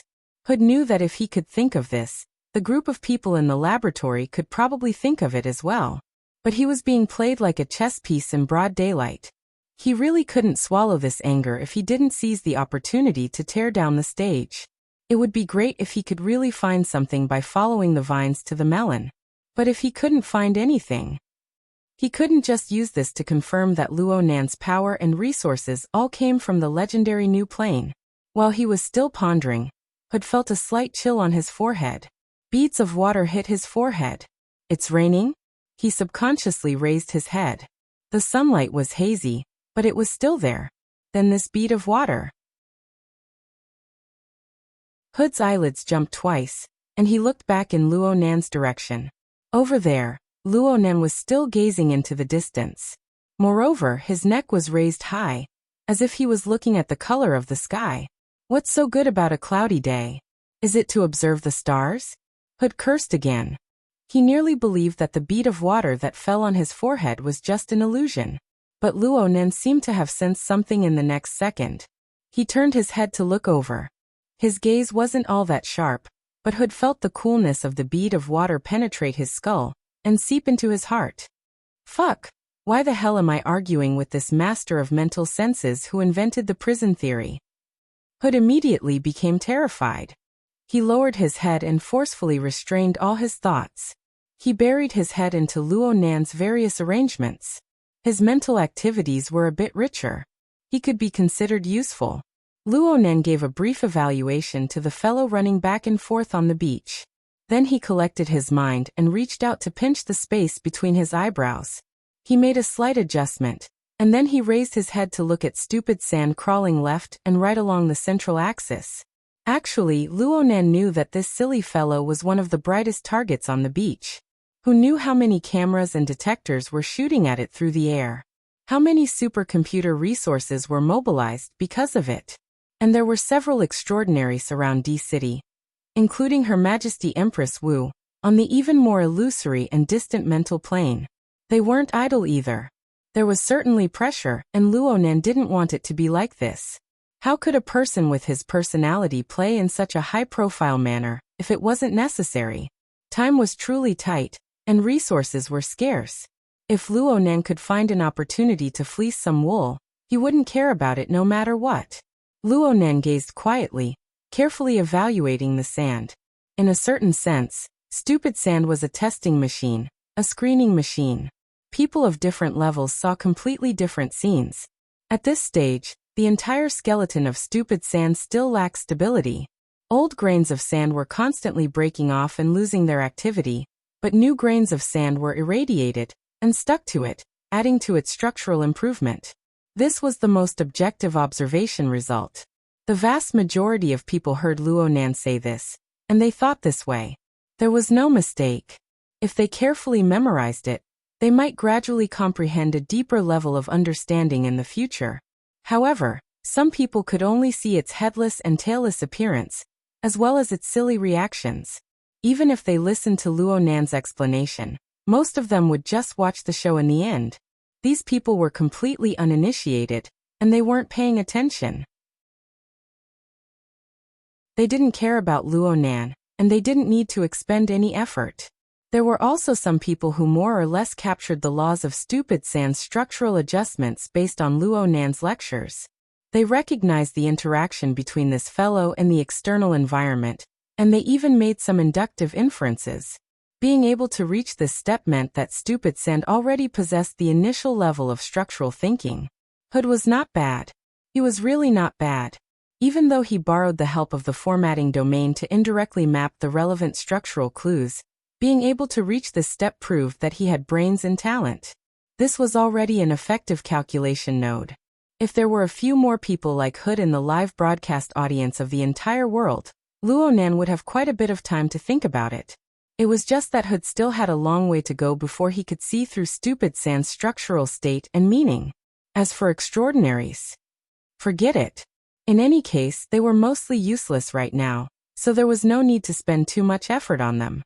In any case, in the eyes of its creator, Luo Nan, the true stupid sand was a state that was 1,000 times, 10,000 times more complicated. It wasn't just a simple creation of sand. Its complexity wasn't reflected in the tens of thousands of grains of sand that made up its skeleton. Instead, it went outwards. If one were to describe it directly, stupid sand was like an exerciser running on a beach. On its back was a huge parachute. The parachute was formless, but the pulling force was real. The dense and fine parachute ropes were gathered on every effective superconfiguration structure of Stupid Sand's skeleton. This added an immeasurable degree of complexity to its already extremely complex body movements, and it also brought about enormous resistance. But the matter could also be looked at the other way around. The ropes that were holding Dumb Sand back could be said to be the puppeteer's strings of control. As for Dumb Sand, it was just a puppet that was being controlled. The strings of control, and the even bigger puppeteer, behind them were the core of all the activities. Zhang Yingying could accept the first description with some difficulty, but Luonan knew that it was also an inappropriate description. The second description was closer to the truth. But regardless of whether it was Stupid Sand pulling the parachute ropes or the strings of control controlling Stupid Sand, there really was a big fellow behind these invisible ropes. It was a colossus that was far more complex than Stupid Sand's living system by millions and millions of times. The invisible ropes pierced through the void and cast towards the thick and rolling sea surface. They hooked and pulled, interacting with the main body of the hazy fog at a high frequency. Right now, rotors would occasionally break through the smoke barrier at the edges of the enormous fog on the sea surface, probing in and out. In the deeper regions, there were even more concealed triamphibious detectors that continuously operated above and below the water, taking samples. Many people were paying special attention to the fog. They had already walked far ahead of Hood. They were just ordinary machines. They could at most disturb the semi-incorporeal aerosol structure in the air, and disturb the distribution of a small portion of the water droplets. They lacked the ability to sense and interfere with the more complex level of the superconfiguration that connected the structure. Even though the enormous superconfiguration system hidden in the mist was far from taking shape, Luonan really wanted to call it a magneto-optical mica, but he really didn't have the face to describe it this way. Let's just call it mica. Chapter 983. This creation could barely be called the predecessor of the magneto-optical mica jellyfish. Luonan had started from the theory of the school of fantasy. He had referred to the database of fantasy mimicry configuration techniques, and slowly pieced them together to create it. The school of fantasy was not just named because of fantasy configurations. It was also because this school had done extremely deep research into fantasy breeds. They had even formed a complete and grand system from this. But in the end, they were unable to resist the environment polluted by sin poison, and so they ultimately declined. High-profile existences like the magneto-optical mica jellyfish were certainly their research targets. Although they did not truly dissect and restore this legendary configuration creation invented by an inconceivably powerful existence, they did develop a few fragmented imitation works. These were all classic works that had stood the test of time. These configuration works were completely worthless under the environment polluted by sin poison. But Luonan was not in the light concealment galaxy. He was on Earth right now, so there were basically no taboos. Luonan had the legacy of these predecessors and the relatively clear memory modules that were deeply rooted in the palace of his own mental domain.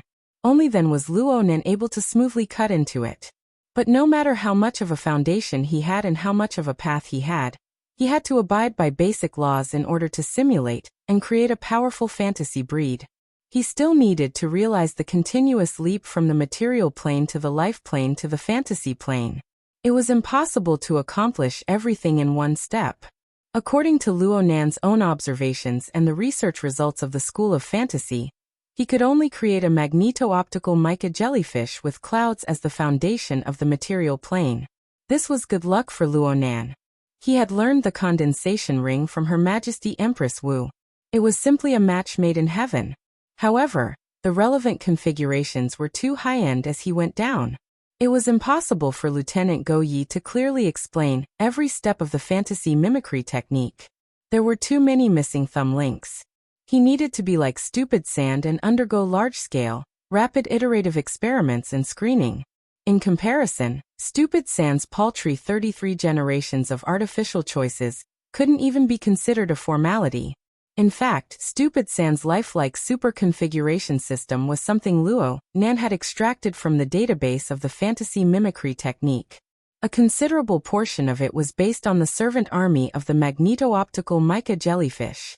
These demons and monsters were all subdued, and even pieced together by the magneto-optical mica jellyfish's soul magnetization power. To a certain extent, his greatest enemy was the Heavenly Yuan Empire's army. Naturally, he had the ability to counter the Standard Formation, the Jade Crystal Formation, and other key means of battle. During the relay station period, those assault beetles and acid pterosaurs were able to forcefully break through the outer perimeter. They did not rely solely on the Hellfire Tyrant's power. It was because of Luo Nan's simulation, reference, and even direct use of this series of designs that Dumb Sand, who had yet to fully mature, was able to possess a certain level of penetration towards standard arrays. In other words, the domain of formatting. Right now, Luo Nan was indeed using stupid sand as a parameter to refine the battlefield situation on the sand table. He substituted characters like the assault beetle and the acid pterosaur. Speaking of which, even if it was a minor character like Dumb Sand, there were plenty of examples that could be used as reference. Coupled with the clear direction of artificial selection, the inheritance and optimization of the relevant configuration logic could be sped up. All sorts of favorable conditions were stacked together.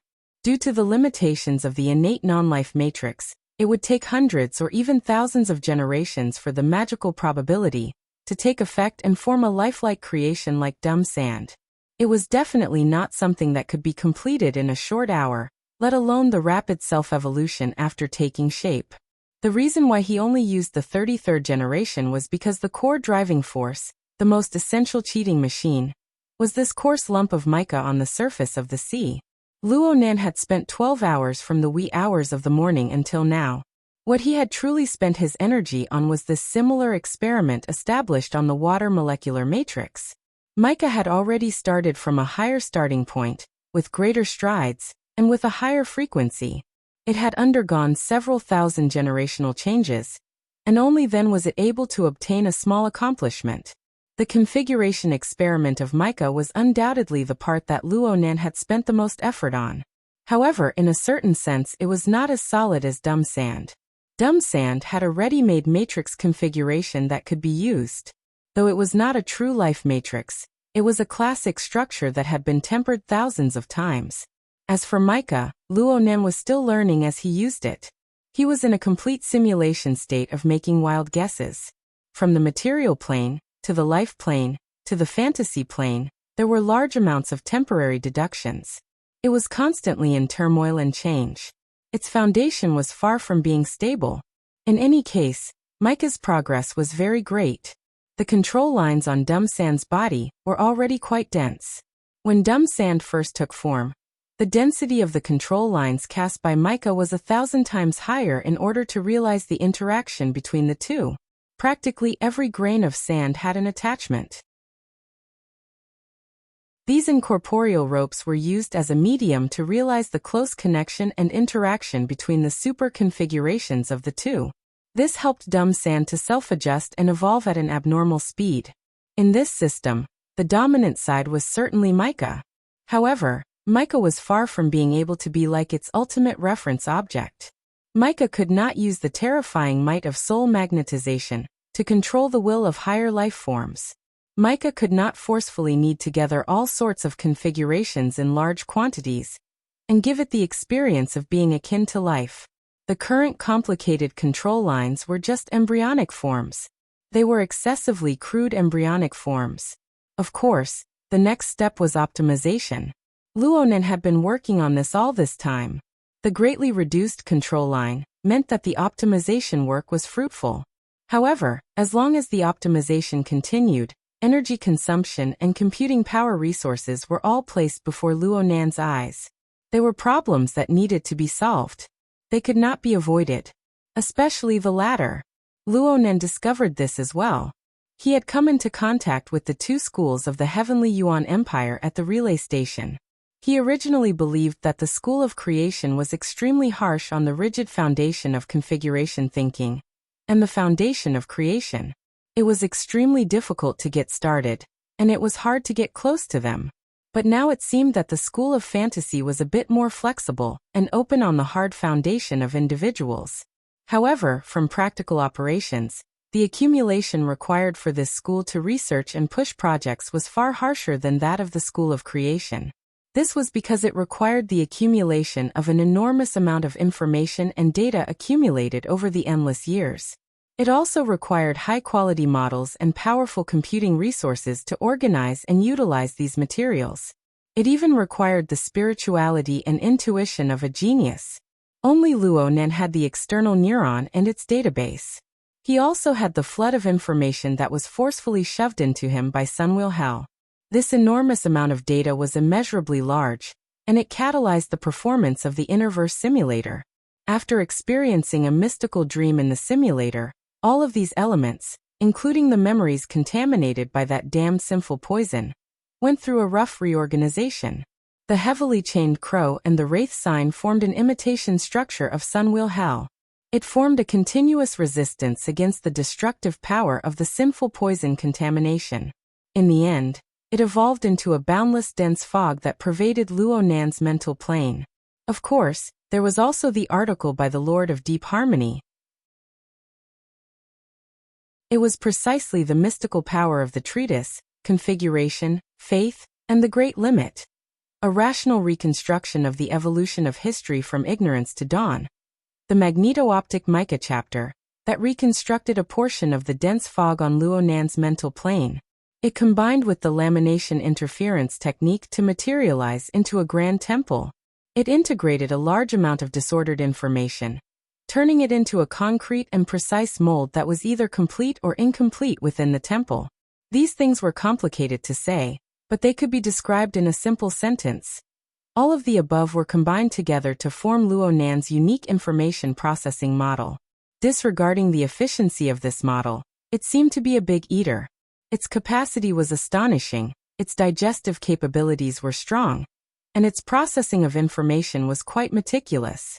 In the end, it could form a concrete and precise mold. It was extremely suitable for the needs of configuration design. Luo Nan could accept this information processing model. For the time being, he couldn't think of any other model that would be more suitable for him than this one. But under the current circumstances, the priority of fine processing had to give way to work speed and efficiency. The high seas auction was about to be held. Various powers were eyeing him covetously, driven by the enormous benefits of the new plane. Even though Her Majesty Empress Wu had promised to do a good job in diplomacy for him, placing all of his hopes on someone else was not the right thing to do. Luo Nan still hoped to make solid preparations. His new plane simulation plan was a bit overly whimsical under the premise of protecting the cloud world. But if he didn't do it, who knew if he would succeed? If he didn't grit his teeth and accelerate, who knew how fast he could run in the end?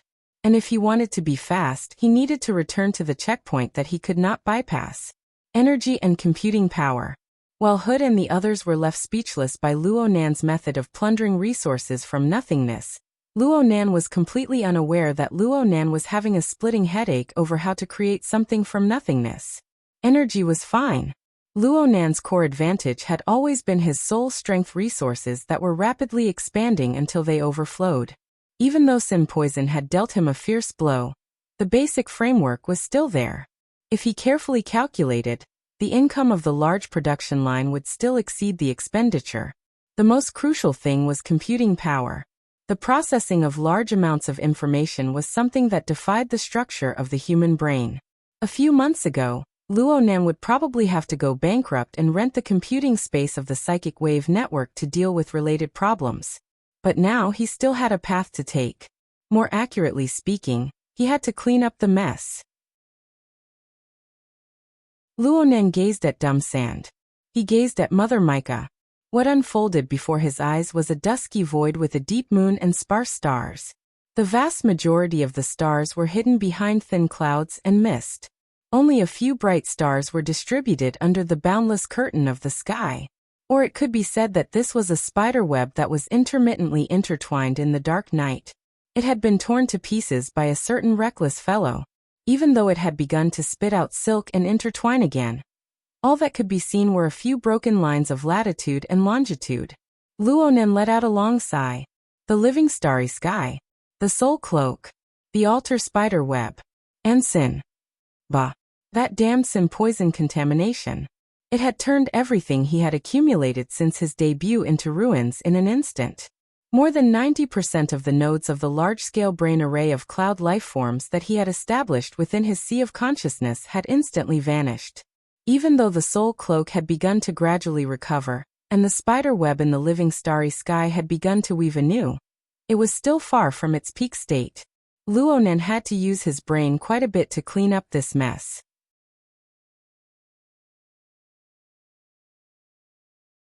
Chapter 984. Why was Luonen giving a live lecture? Perhaps he didn't think that much at first, but halfway through, his goal wasn't that simple anymore. On one hand, Luonen worked hard to restore the soul cloak, to reconstruct the living starry sky, to mend the altar's spiderweb, and to reconnect the computing nodes that were distributed all over the world. On the other hand, his public lecture this time was tantamount to carrying out a complete update to the computing nodes of the entire world. It left behind a distinct imprint of super configurations and fantasy configurations in the minds of tens of thousands of ability users all over the world. Perhaps only 1 out of 1,000 would be able to learn and understand these concepts, but as long as this imprint existed, this vague train of thought existed. It was tantamount to realizing a system update, possessing the corresponding computing capabilities. The continuously restored soul cloak could stir the sea of consciousness, linking and penetrating these nodes, mobilizing the mental waves of these people. This allowed the biological brain computing array that existed within the nothingness to activate and carry out continuous deep-level deductions and calculations. Phew! Things seemed to have turned bad. It wasn't the situation. It was the hearts of people. Luonen let out a long breath, wanting to spit out those useless disturbances. But in reality, under the pressure of processing an enormous amount of information, these disturbances in his mood were just the occasional undulating wave. They suddenly faded away without a trace. Though Luonen was endlessly piling up and remodeling his computing resources, it was not enough to meet the urgent requirements. Just relying on the restoration of the biological brain computing array in the cloud was far from being able to quickly follow up. It was unknown how long it would take to forcefully push forward. Therefore, Luonen's set of 5 blocks were connected and nested with each other. The big idea of mutual reference could not be changed. Big data was like this. The initial complexity, the collection of all conditions and parameters, all for the sake of the final precision and simplification. Right now Luonen had already done everything he could do. He could only depend on whether or not these people were willing to give it their all in the end. He confirmed the time once more. Perhaps his actions carried some sort of urging intent, but the atmosphere on the beach grew more and more solemn. Occasionally, light arcs caused by errors would shuttle through the atmosphere and cleave down. Huda sprinted among them, growing more and more urgent. His voice grew louder as he loudly berated the guardians of each block, including the frontmost one, Shirshinha, who had already boarded the cabin. This fellow was indeed more suited to be the captain than anyone else. The position Luonen chose for him was quite appropriate. It could be confirmed that this fellow, who was extremely rich in mental activity, was truly immersed.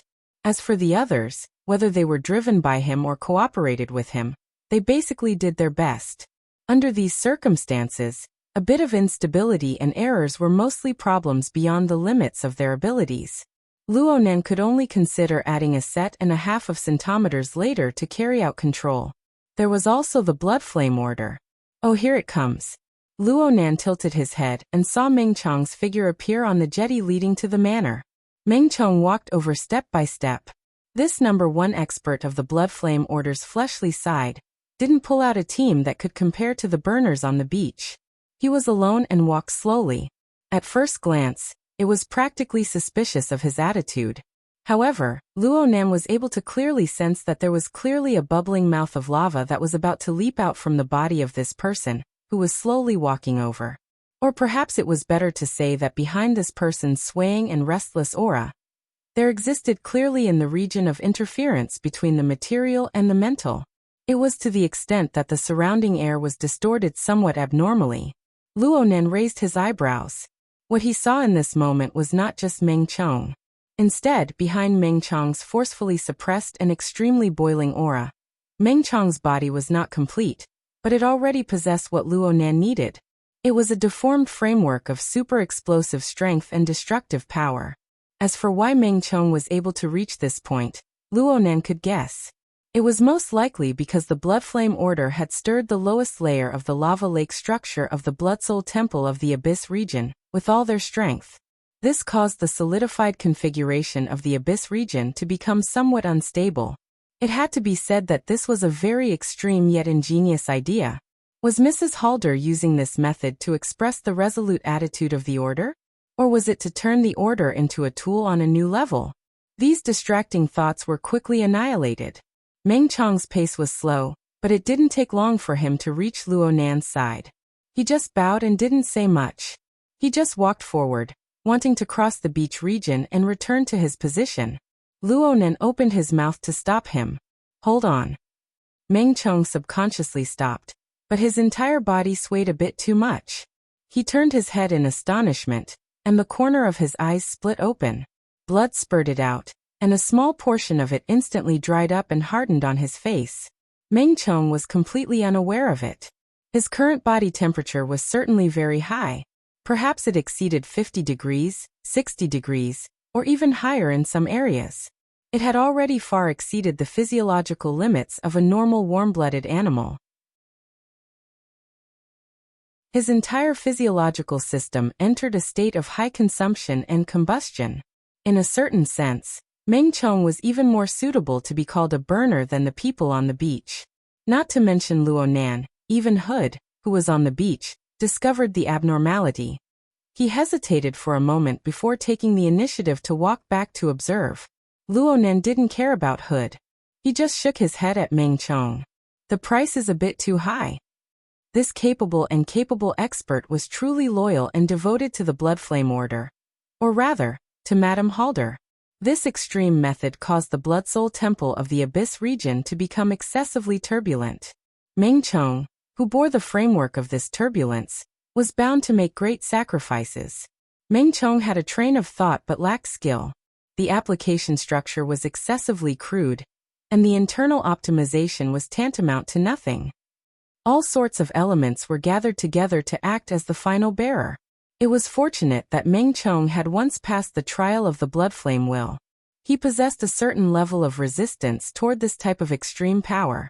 Only then was he able to walk to Luo Nan alive. Looking at it from another angle, why was it Meng Chong? This was because of the high-level members of the Blood Flame Order in D-City. The only one who could withstand the extreme power of the Blood Soul Temple of the Abyss region and not die was Meng Chong. Therefore, it was still Meng Chong who came. As for whether or not Meng Chong could survive until the end of the experiment, it all depended on the will of the heavens. This was no longer a help. This was a kind of sacrifice. Meng Chong didn't need to say anything. Mrs. Halder, Yin Lo, and the others also maintained their silence. But their attitude was self-evident. This showed more weight than Yin Lo rushing to Ban City to be a personal secretary. Even Mrs. Halder's disregard for her life to attack Gong Chi was a bit lacking due to the implications of benefits. No matter how slow Luo Nan was, he still received the message.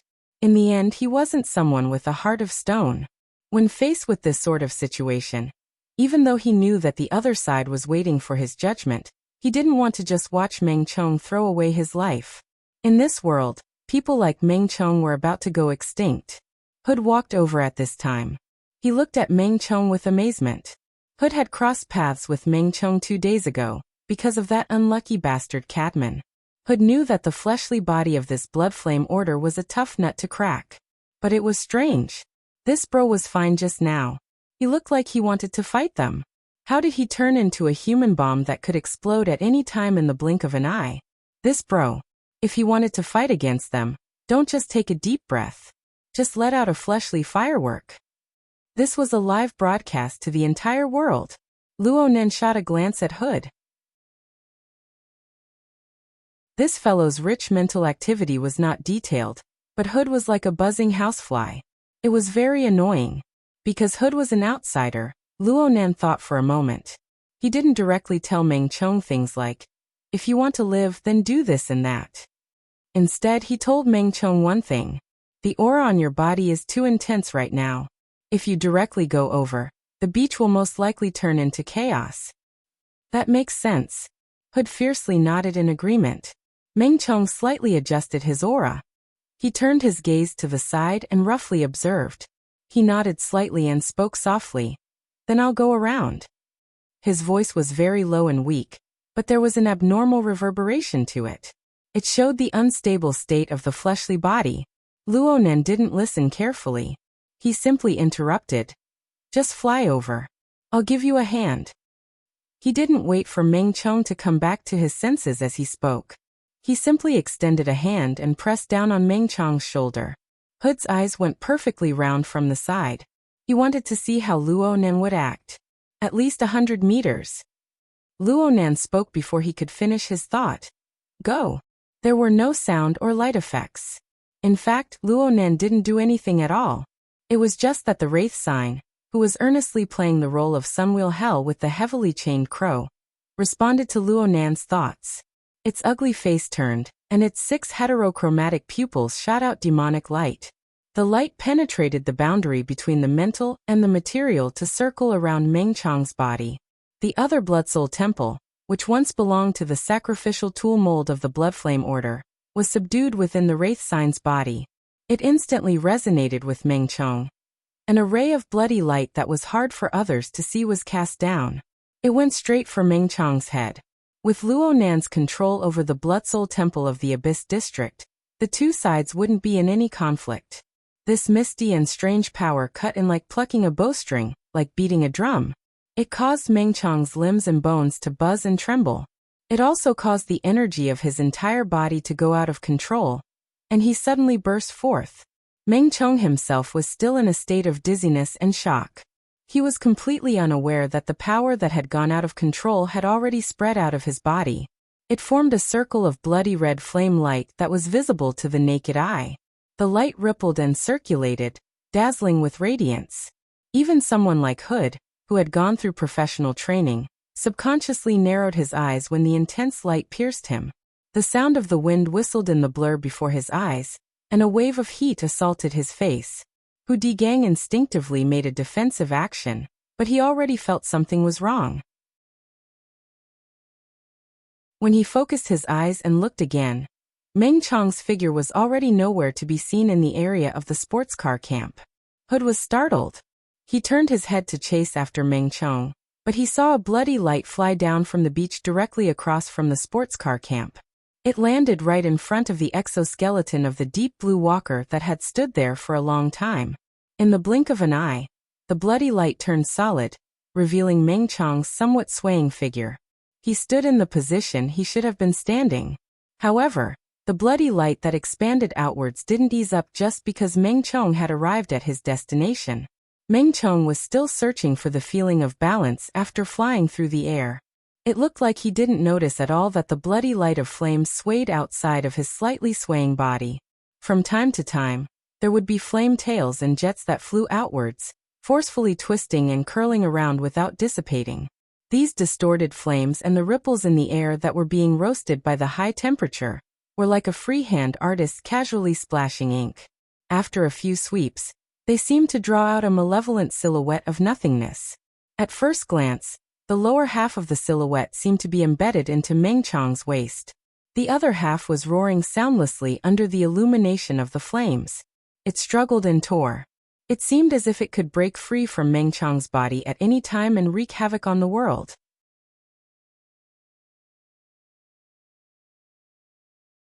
Chapter 985. That fellow. Hood's right eyelid twitched violently. In an instant, he felt as if he had returned to the scene of the most unbearable mission from 2 days ago. Although it was mainly a remote image at that time, separated by half the Pacific Ocean. The result of him being so close to Cadman at that time was that the smell of burning flesh and lava still lingered in front of his nose. He is allergic. Damn it, you guys really didn't try to hide it at all? Not too far away, Luonan was stroking his chin as he evaluated. It's an unexpected fit. It doesn't seem to be an influence from later on, but the effect is quite good. Hood hoped that he could understand, but he didn't dare to. In fact, he really didn't understand. He just felt that the scene had once again exceeded the scope of his expectations. There was a bit of a commotion on the beach, probably because of Meng Chong's super flashy entrance. Luonan frowned, and his gaze quickly turned over. Without further ado, Hood stood at attention again. "I'll go and suppress them immediately." As he spoke, he fled as if he was fleeing from a calamity.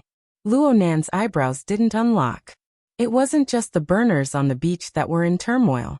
In his previous lectures, he had talked a lot about the theory of superconfigurations and demonstrated experiments. This could only be considered a one-man show. For the vast majority of people, and even for some of the extraordinaries watching from the side, there was no room for them to ponder over it. All they had to do was follow his train of thought. Regardless of the format, everyone obediently watched the live broadcast. The problem was that aside from the Wraith sign, the source of Luonan's effect on Meng Chong, it would be hard for anyone else to match up to him. A considerable portion of the other functions had already been revealed. The specific interferences between body and soul, as well as the ready-made and familiar rule framework. It was truly someone's cup of tea. Moreover, in terms of visual effects, it was full marks for stimulation. Luonan squinted his eyes. If the demonic outline 100 meters away were to be brightened up and give it a bit more texture, then it would be the mushed-mouth ape without a doubt. Didn't you see Hu Dedu's bitter and hateful face? The Wraith Sign's actions were a little deceptive. Luonan didn't care. It was just that the Blood Flame Order was bound to Mr. Mo before this. It was one thing, but if they were to be directly linked to the new plane, then they would have a headache in the future. Troublesome. Luonan grumbled in a low voice. He wasn't talking about future troubles. Instead, he was talking about the extraordinary level probing power drifting in the periphery.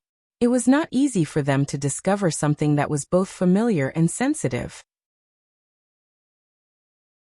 They were too excited, and they gathered too close to the beach, especially to Meng Chong's side, which destroyed their original tacit understanding. If there was any tacit understanding at all, such an action had already caused substantial interference to Luonan's experimental progress. During the days of fierce battles at the relay station, with the Sin Poison keeping watch, when had there ever been any interference from the mental plane? There was also Meng Chong's side. The frequent focus of the probing power would definitely affect his already unstable state. If he was not careful, he would really become a bloody firework. Luonan originally wanted to make a few more adjustments to stabilize the state of all parties. But now that the situation was like this, Luonan didn't think about it any further. He closed his eyes and let out a long breath. At this time on the beach, Hu Digang kicked the butts of two startled fellows in the back row. He displayed his reprimand by shouting a few times. Then he turned his head to the side and stole a glance at Luonan's expression. Of course, there were no valuable details. But he didn't dare to relax. He raised his voice even higher. "Which part? Coastal defense? You're a proper soldier, yet you have the face to mention it?"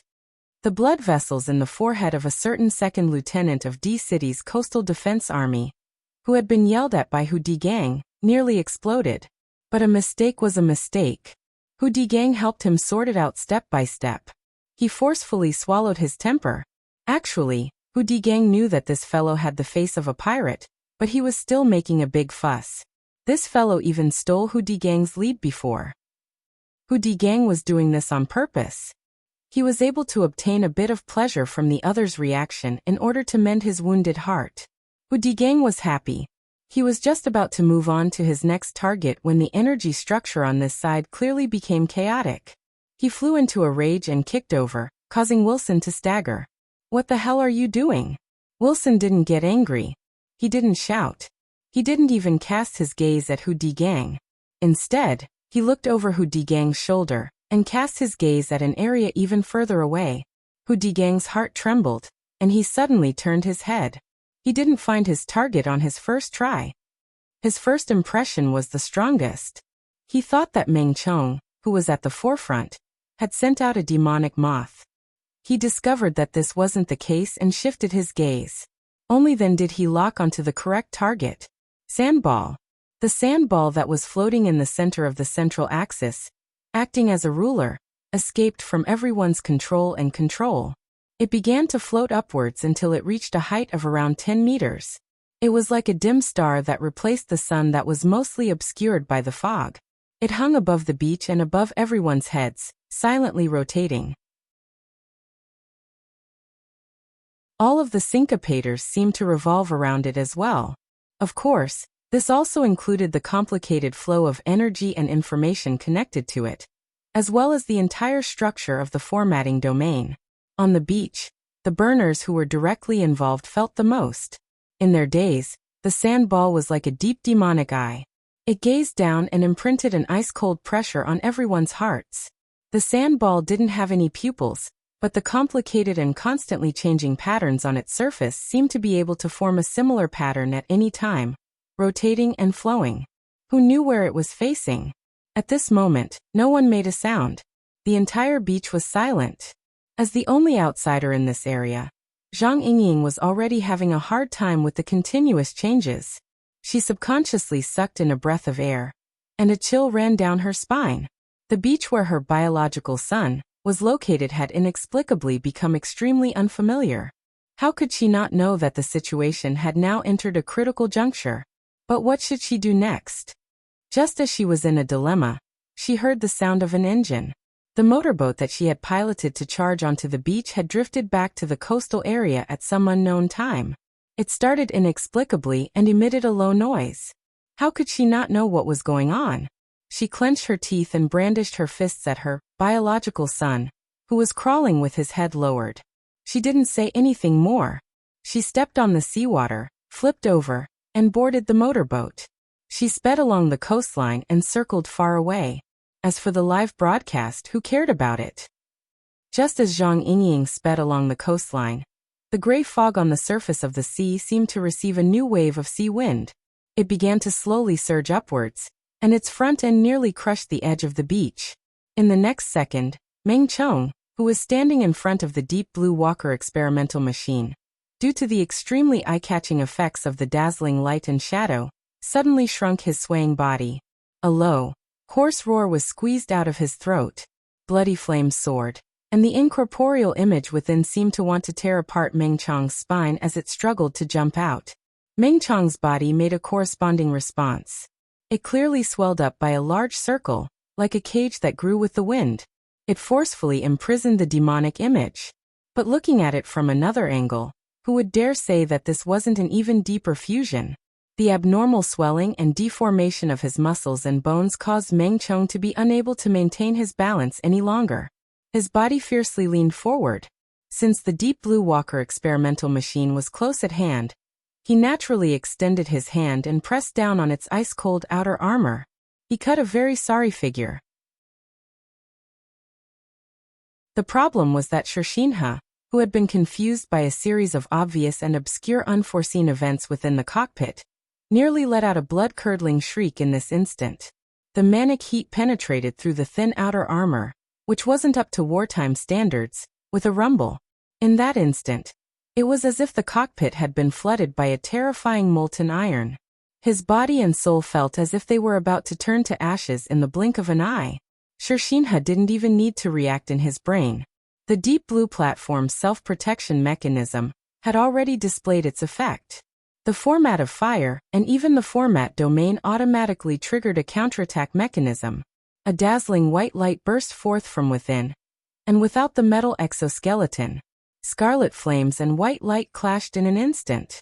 After a short struggle, neither side was able to do anything to the other. They sank and erupted. In the blink of an eye, the area of the beach where the two stood exploded with a rumble. Light shot into the sky. The enormous amount of water vapor that Luonan had left behind at the front of the beach was completely annihilated the moment the two sides clashed. The powerful shockwave wouldn't slow down because of this tiny obstacle. Instead, it rapidly spread out with an even more intense momentum under the powerful pressure of the second wave of colliding forces. Holy crap! What's going on? The shockwave from the front of the beach struck over, setting off a low-intensity sandstorm. Only now did Hood, whose face was covered in sand, truly understand the meaning behind some of Luonan's previous words. For example, The beach will be a bit messy in a bit. For example, we absolutely can't let any shockwave enter this circle and damage the sports car. He turned his head to look at Luo Nan. Within the sandstorm that filled the sky, Luo Nan's face became exceptionally blurry. It was impossible to see what sort of calculations Luo Nan was making. I knew this bro was going to cause trouble, but this is the situation from the start. Are you sure you can control the situation in the end? Maybe you really can control it. This was because Hood saw it. Although the words on the front of the beach were annihilated in the first instance, the words were also condensed from weak water vapor. They were distributed in various areas, and the numbers on top of everyone's heads. The words were actually clear and distinct within the sandstorm raised by the shockwave. This was too much. Hood didn't know why a good experiment, a live broadcast, had suddenly turned into this. Could this be the result of Luo Nan's experiment? What in the world was he trying to deduce with this sand table? Hood couldn't help but turn his head once more. Unfortunately, he was destined to be unable to substitute himself in Luo Nan's point of view. He couldn't see the truth that existed in another dimension. Luo Nan leaned against the sports car. He faced the sweeping sandstorm and narrowed his eyes. From his perspective, everything before his eyes appeared excessively simple and crude compared to his memories. Some of it even reached the point of absurdity and ridicule. But so what? Countless specious configurations joined together, collided, tore, and shattered as they struggled to reconstruct and reappear. Gradually, the appearance of his memories was restored. Before his eyes was clearly the awe-inspiring pass of the base. It was the surging and raging flames. It was the slave army that swarmed and pounced. It was the towering mountain of clouds that transcended his perception. Yet it could topple down at any time.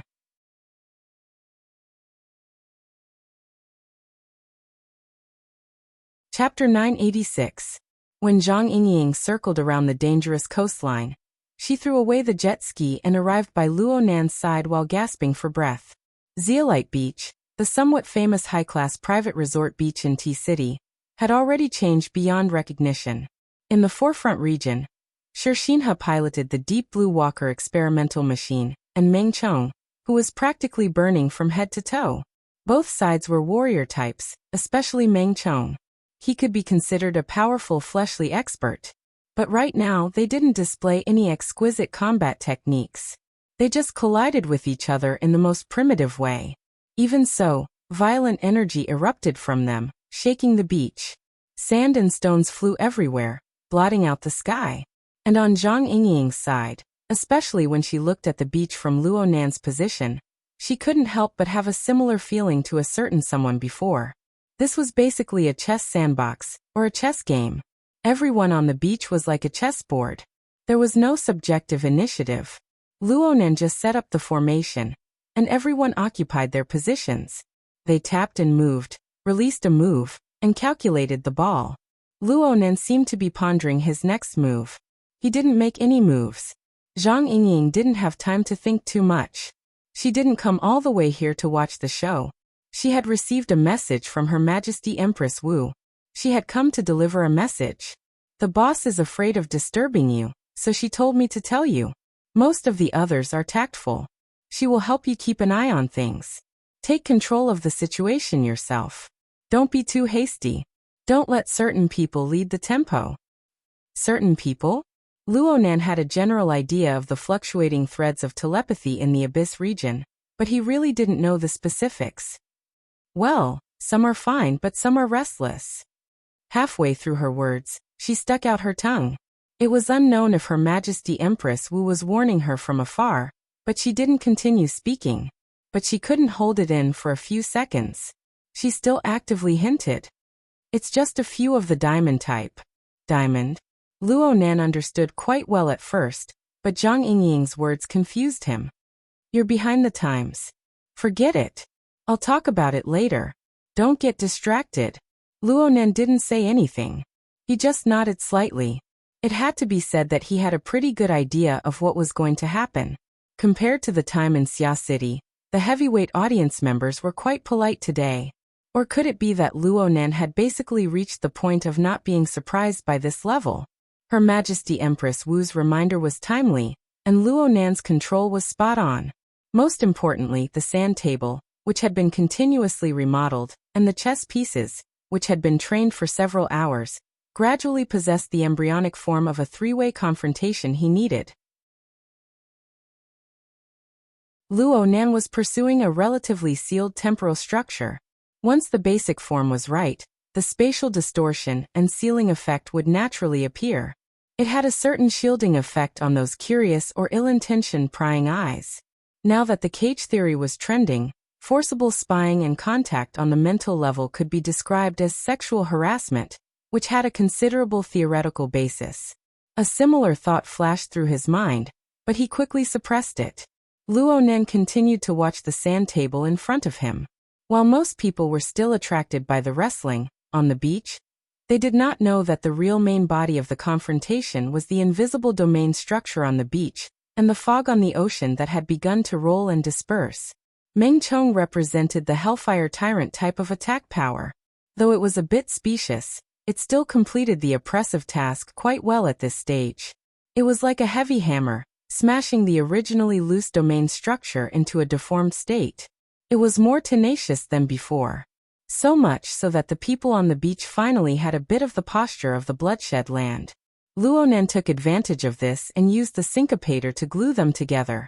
He used a portion of his fantasy mimicry configuration to make them more and more in line with the basic form of a relay station in his dream. As for the mica mother constructed by the sea fog on the outside, it was undoubtedly far inferior to the true body. It was this disparity that caused the collision between the two to produce a serious deviation from the appearance in Luo Nan's memories. But it didn't matter. Only by discovering the deviation could he begin to correct it. Luo Nan actually felt that the difficulty of his current work had dropped. From his perspective, the preparatory work before was like making proofs and building models. It was like the last big question on a math exam. If he knew it, he knew it. If he didn't know it, he didn't know it. Everything had to be created from nothing. Everything had to be logically complete.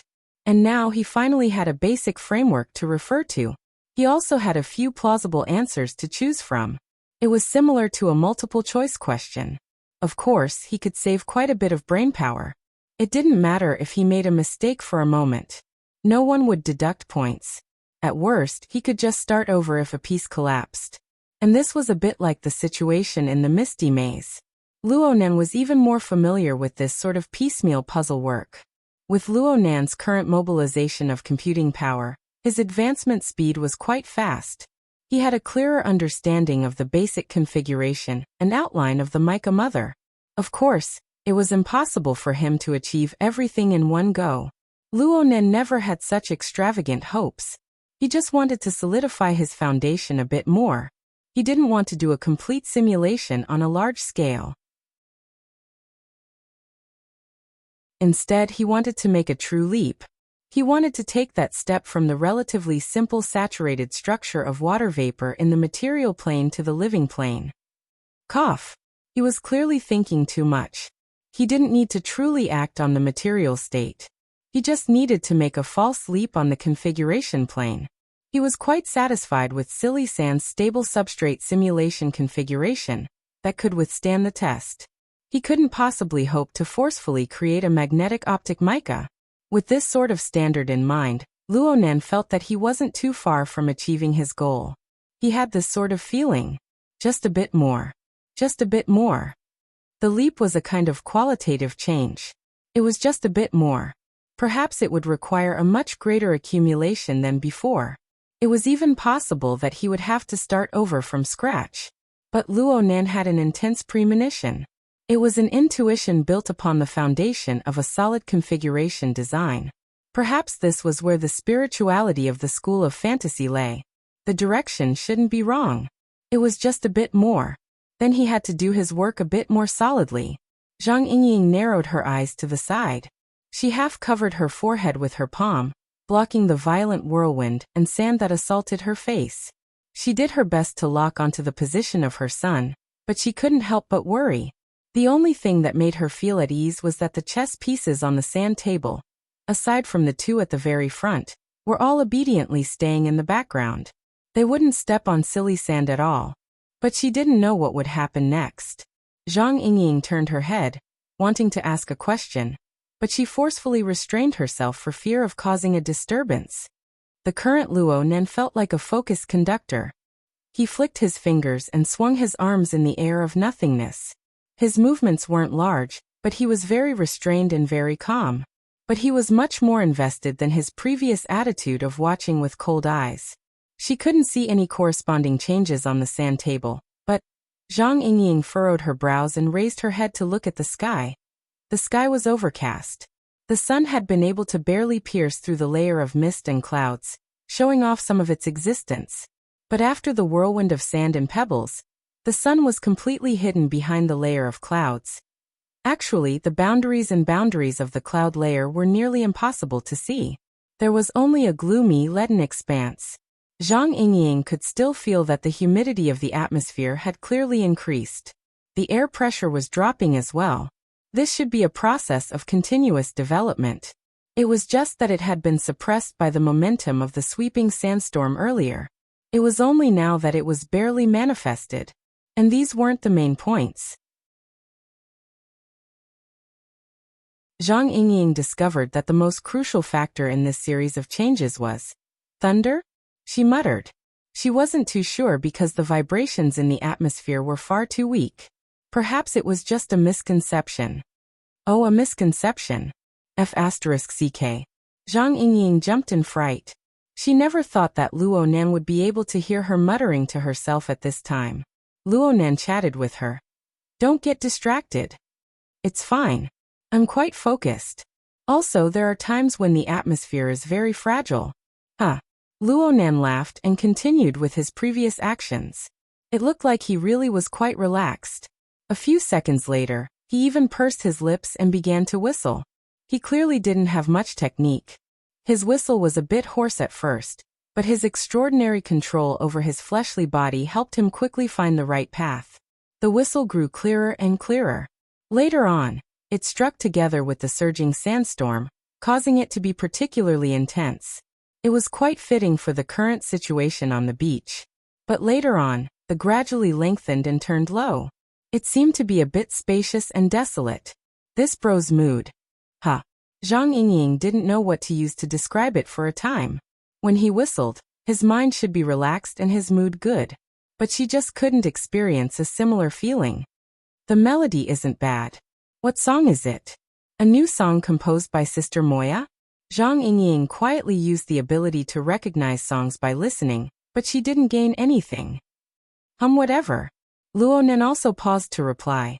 He didn't even know how he had hummed. He had whistled out. Yes, it was Wei Suyi's song, Scarlet Wheel. Clearly, he had been infected by Liang Lu. Liang Lu was focused on her work. She would do this when she was in a good mood. Luo Nen didn't really like it at first. From his perspective, the concert would draw other thoughts and disturb his normal work. But Liang Lu spoke eloquently. She said that the School of Creation was most proficient in precise planning. She divided the brain. She needed a buffer or a metronome to effectively plan the pace of the task. In any case, she had ample theoretical support. Luo Nen didn't comment at the time, but now he suddenly felt. Not bad. He searched for the feeling, pursed his lips, and whistled. It was the song that he didn't quite understand the meaning of. Amidst this ear-scratching yet unfamiliar tune, he seemed to have returned to the relay station in his days. He was at his own workstation, in that sealed yet unexpectedly fulfilling environment. He faced countless broken machines, and he was next to interesting and reliable comrades. He made the incomplete become whole, and he made the damaged reconstruct and renovate. Everything was very familiar. It flowed smoothly, and it wasn't dull. It was as if he could work endlessly until the entire base was full of vitality and operation. Well, there weren't such workstations in reality. There was such a base. Even comrades seemed to be nothing more than refactoring code in the void. But right now, there were indeed innumerable incorporeal structures before Luo Nan's eyes. They slowly shifted and changed. They worked in harmony, causing a marvelous force to faintly give birth. Even though there were many discords within, the incorporeal structures rubbed against each other, shaking and vibrating until the cacophony was jumbled and the dark hummed.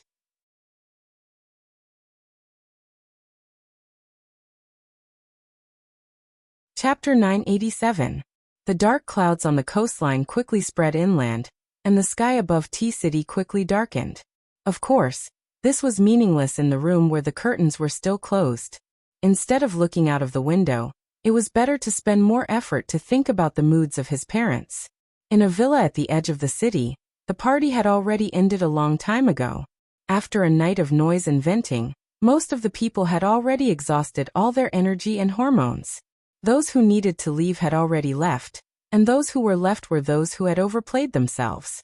They were sprawled on the sofa, the floor, the bathroom, the side of the pool, and some were even floating on the water surface. Their clothes were disheveled, and some had even been soaked in alcohol to the point of stupidity. They were sleeping like dead dogs. These were all people with good fortune.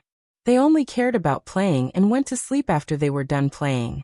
The host squandered a lot of money and found beautiful women and handsome men from all over T-City, ensuring that every guest who attended the party would have a heaven-like enjoyment. Even the special service staff who were hired could earn a lot of money that far exceeded the standard. This was a situation where everyone was happy. However, no matter what kind of group it was, there would always be a few unlucky people. For example, the beautiful dealer who was so sleepy that she was about to smash her head on the gambling table, and the masseuse who was also sleepy but still had to smile and work hard to massage the shoulders and legs of the guests. Perhaps this also included the two professional managers who were just there to make up for the occasion, and had almost been stripped naked. They were even worse than the service staff around them. They drank too much, stayed up too late, were overly excited, and were overly afraid. Now they didn't even know what cards they were playing. Fortunately, the two real big shots at the table were just casually playing and playing with the atmosphere. Now one of the big shots had already started to yawn in a half-serious and half-fake manner. At the moment, his image wasn't much better than the men and women who were playing with him. He had a cigarette in his mouth, and was only wearing a pair of underpants. There was a red wine stain that had already dried up on his chest. The most eye-catching thing was on his forehead. Next to his eyebrows, there were a few thick and long parallel lines drawn horizontally across his forehead. It looked like the wrinkles on the forehead drawn by the worst artist. There was also a line of words at the top of the line. "I'm a blood demon. I'm a sand sculpture." As a dignified, extraordinary blood demon, he had let a wolf into his house. Now the female wolf opposite him seemed to be happy, but he had a favor to ask, so he was too embarrassed to ask her to stop. He could only roll his eyes and continue playing. Of course, he had to find some way to hint at it. There's no end to the seaside. It's fine if these researchers are used to stretching the battle line, but none of them know how to speak human language. It's as if they're afraid that they won't be able to intimidate others. Opposite him was a woman wearing typical nightclub makeup. It was so thick that it almost drowned out her own uniqueness. She was not much different from the other female attendants in the room. If one had to find something different, then this lady was probably the most well-dressed person in the villa. So far, she had only taken off her jacket, revealing a shirt that revealed her shoulders. His shoulder-length, slightly curly black hair swayed slightly on his fair, fleshy shoulders. At the same time, the hands of the unlucky masseuse were also slowly massaging this area. Her delicate and well-maintained hands rubbed against the snow-white, tight flesh. Overall, it was quite pleasing to the eye. The blood demon, however, was not in the mood to look at him. He glanced at the change in the man's expression and laughed. But this is good too. With this guy as a comparison, our business with Visual Impact will definitely make a lot of money. Unable to stand the blood demon's absurd logic, the lady in heavy makeup finally spoke. "Because you came up with the idea of selling poker cards instead of a magazine? How much are you going to sell a deck of cards for?" "What do you mean by deputy? We're talking about cards." "As I expected, you're still selling poker cards. You invited me to be the editor-in-chief of a magazine. Have I become the director of a printing factory? I'm the deputy editor-in-chief. The editor-in-chief can only be me." While smoking, the blood demon rubbed the two cards in his hands back and forth, as if he were showing off his bright future. We're just going to change the format, and the worthless, ragged magazine will be reborn in flames. Why? Because we're a match made in heaven. Thud. The pen that was used to pay for the bet brushed past the blood demon's ear and pierced through the wall behind him. Because it was so fast, nobody else felt it at all. They only thought that the thing had been thrown to an invisible corner. What the F***ck? The blood demon instinctively wanted to curse, but when he saw the cold, disdainful glint under the thick eyeshadow of the other party, the latter part of his sentence was blurred. I'm not trying to take advantage of you. I'm just saying that with your psychic abilities as an endorsement, my extraordinary style control, and a topical poker card ranking, this magazine will be an authoritative information release organization in the future. Its name will go down in history. You're in such a hurry to enter history. Are you tired of living? The lady in heavy makeup mocked. Her slender fingers moved nimbly, and the two cards that had already formed a blackjack shuttled back and forth between her fingers. From the looks of it, you bought the cards magazine because you're really prepared to go all out? I thought you just wanted to torture these two pitiful wretches. On the other side, the two professional managers who were also the former managers of the cards magazine were about to collapse under the gambling table. They didn't even have the strength to smile. They were also people from the inner world, and they more or less had some reputation. However, after a night of tormenting by the side of two extraordinaries, both their bodies and minds had been worn out. At this time, the blood demon looked over with a smile. Frankly speaking, we did have some similar considerations. Do you know why, former chief editor? The former chief editor answered absent-mindedly, we've already switched to hearts. 10 hearts. The blood demon very seriously corrected the details. I won't talk about the problem of you placing me in the diamond's suit, but why did you exclude me from the character card series after switching to hearts? And it was behind Marlin. Are you expressing your dissatisfaction? There are 80 to 90 extraordinaries in the world, and you only chose half of them. That's already bold enough. You arranged seats for everyone and made it even fatter. In the end, you even expressed such obvious discrimination in the seating arrangement. Do you have a severe fatty liver? If it weren't for me, Lord Blood Demon, disregarding my reputation and coming out to turn the tide, to what extent were you prepared to magnify this directional error?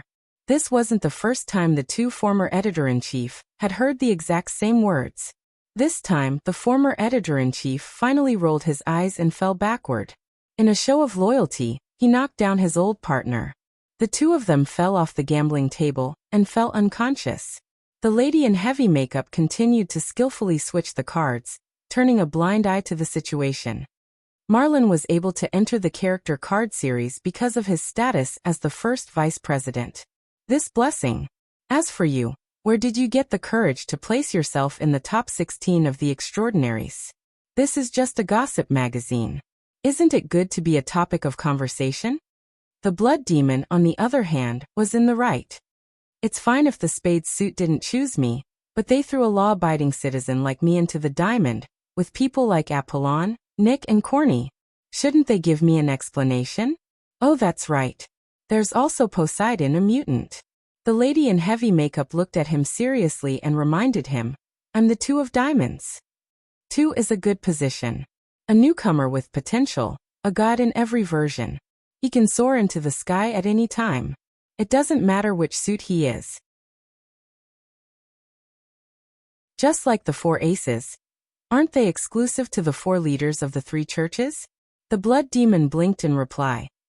Of course, if you really mind, that's even better. We'll immediately form an Avengers alliance and take this shitty magazine. Sorry, I don't step on shit. It's just a description. This is a career. A great career that reshuffles the cards in the world. Think about it. You're a deputy editor and have the right to decide the suit and number of the cards. Don't you want to change the position of some people? The blood demon hid the cards in his hand completely and winked at the other side. Think about it. You definitely have your own ideas. That's true. For example, the old witch has done so many bad things in the dark. Why should she be in the plum blossom sequence and be a spiritual grandmaster, while I have to be on the same level as a mutant? Ha ha ha. Anyway, that's right. Mr. Blood Demon, who was obviously at a disadvantage in the game, used his loud voice as a cover to wipe the bottom of the thigh of the beautiful dealer beside him. When the latter let out a rather slow and muffled groan, he pulled his hand back and blew at the corner of his mouth. We're going to turn the world upside down. We're going to win. The two thin cards were thrown down with a loud bang. On the green velvet gambling table, the open and hidden cards that had already been distributed, and even the old and new cards that had already been stacked, all of them trembled, and it was as if they were fried and flipped over. The kind that flipped over. Oh my, I've used too much force. But it's this force that gives me the ability to turn stone into gold, ha ha ha ha. In his insincere reaction, the surreal scene that Blood Demon single-handedly created caused the female dealer by the gambling table to be dumbfounded, and she began to doubt her life. It also scared the masseuse on the other side. As she cried out in surprise, she withdrew her hand and retreated, but the lady with thick makeup in front of her pressed down on the back of her hand and placed it on her shoulder. The masseuse's right hand was grabbed, and she quickly reacted to the situation. I'm sorry, Madame Mora. As she spoke, she tried to withdraw her hand, but Madame Mora, who was in front of her, pressed down on her hand with surprising strength. She even had the extra strength to use her thumb to gently caress the back of her hand. The masseuse was a little surprised, but she could be considered to be experienced and knowledgeable. She immediately made the most professional choice. As if nothing had happened, she even put back her left hand that she had already withdrawn and continued with her previous work. As for what would happen to the nature of her work after this, it was not something that she could control. Generally speaking, she did not reject having sex with the female clients she served, as long as the money was sufficient. For a client like Madame Mora, who was not bad-looking and whose skin was so good that it was against the rules, it was practically an extra privilege in the workplace. Even though everything before his eyes was a little magical. Why only a little?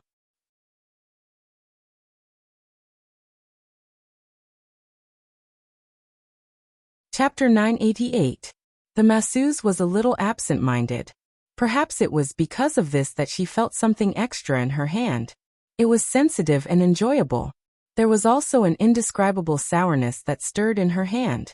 Right at this moment, Madame Mora's voice traveled into her ears again. Our physiques are very similar. We are both of medium height, but our bodies are fit. Huh? Lipstick is the same color, and perfume is similar. Perhaps we have the same hobby. Do you like to work out? Madame Mora casually played with the cards in her hand, and threw them back onto the gambling table. She looked like she could not be bothered to communicate with the owner, who had no gambling ethics, but her interest in the latter part of the game increased. With the magical scene in front of her, the masseuse could not help but feel a little nervous. Working out. Ah yes. How many times do you do your maintenance every week? 2 times. Your makeup is not bad. Which type of sunscreen do you use? Foundation? Hair removal fluid? Bra. The series of questions completely confused the masseuse. The question that could have been easily answered had now become a stumbling block. At the end of the day, these were all female instincts. In the end, she still managed to finish answering. Madame Mora nodded. You're really diligent.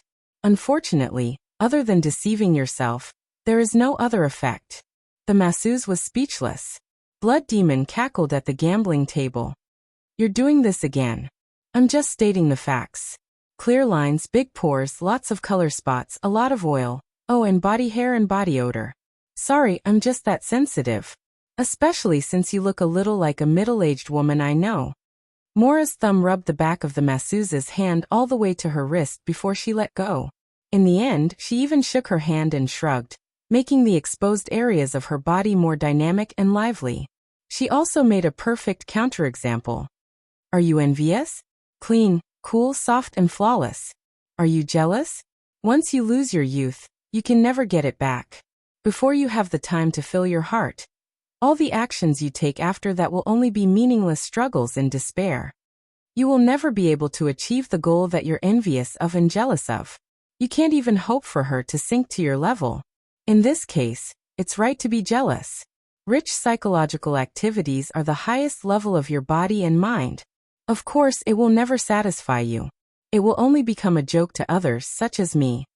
The masseuse stood there dumbfounded, momentarily forgetting to be angry. She had no idea what to do next. The blood demon rolled his eyes. What are you talking about? He's been through a lot. Even though he's no match for you in every aspect, he might be mentally stronger than you. If I had known that you were still so vile, I would have found an ability user for you. It would be best if it was a physical one. Oh, didn't you say it before?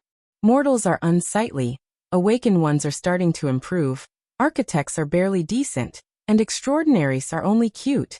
The problem is that my business here has just started, so I can't get Wu Jiong to massage your shoulders, right? That's a very good hope. Emola laughed loudly. Her dark red lip gloss and snow-white teeth formed an extremely beautiful visual effect. Even though she did not have the reserved demeanor of a woman, she was the side that the blood demon admired the most. However, Emola quickly shook her head. Compared to a metal rock that I can't bite through, I'd rather find a more tender one. A boy is fine too, as long as it tastes good. Hee, you must have been dumped by a martial monarch, and you just haven't found the cooking method yet. So you've taken a fancy to the most tender extraordinaries? Not so long ago, you were the synonym for tender. Tender? You're talking about Luonan?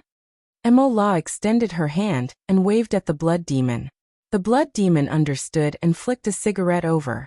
Originally, it should have been the masseuse's turn to display her value, but the latter was completely lifeless.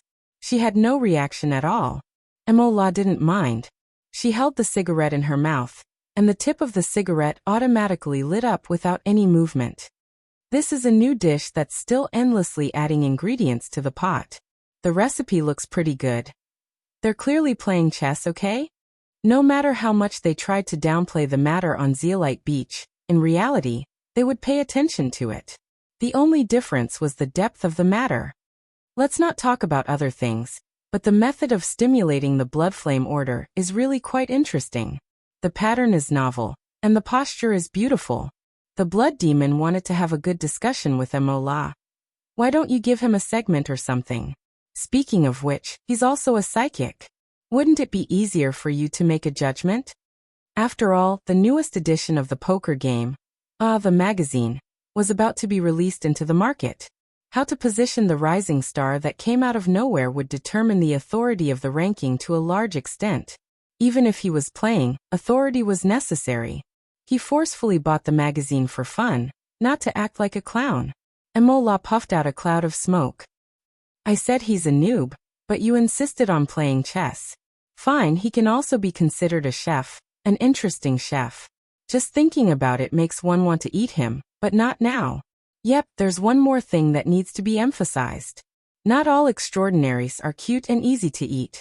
Some people are destined to be the representatives of decay and ugliness, as well as the piggy banks of jealousy and hatred. Stop. The blood demon hurriedly called for a halt. Words and deeds are bound to be marked. I know that you and the damned witch are absolutely irreconcilable, but can you not cause trouble for me? I'm a person with property now, and I can't afford to be tormented, especially by two psychics. She's far away in Bu City, but her disciple is in T City. You can go and torment him to vent your anger.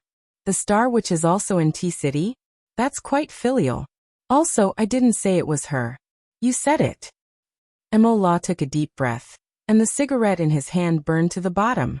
He then puffed it out, and the smoke was like an arrow, hitting the blood demon's face. He then stood up. Unfortunately, I'm just passing by and can't stay for long. I'm leaving. The blood demon did not mind, but he found it strange. It's rare for T-City to be so lively. Since you're here, why aren't you joining in? I'm visiting my relatives, and I'm eager to go home. You're a cursed loner. What relatives do you have? It can't be a blood connection. That's very much like a psychic. Sorry, I won't answer your personal questions. Emola did not continue chatting. She took her jacket and kissed the masseuse's cheek. She then strode out of the room. Behind the door, she suddenly turned around and smiled. She pointed her finger at her lips and blew another kiss at the masseuse.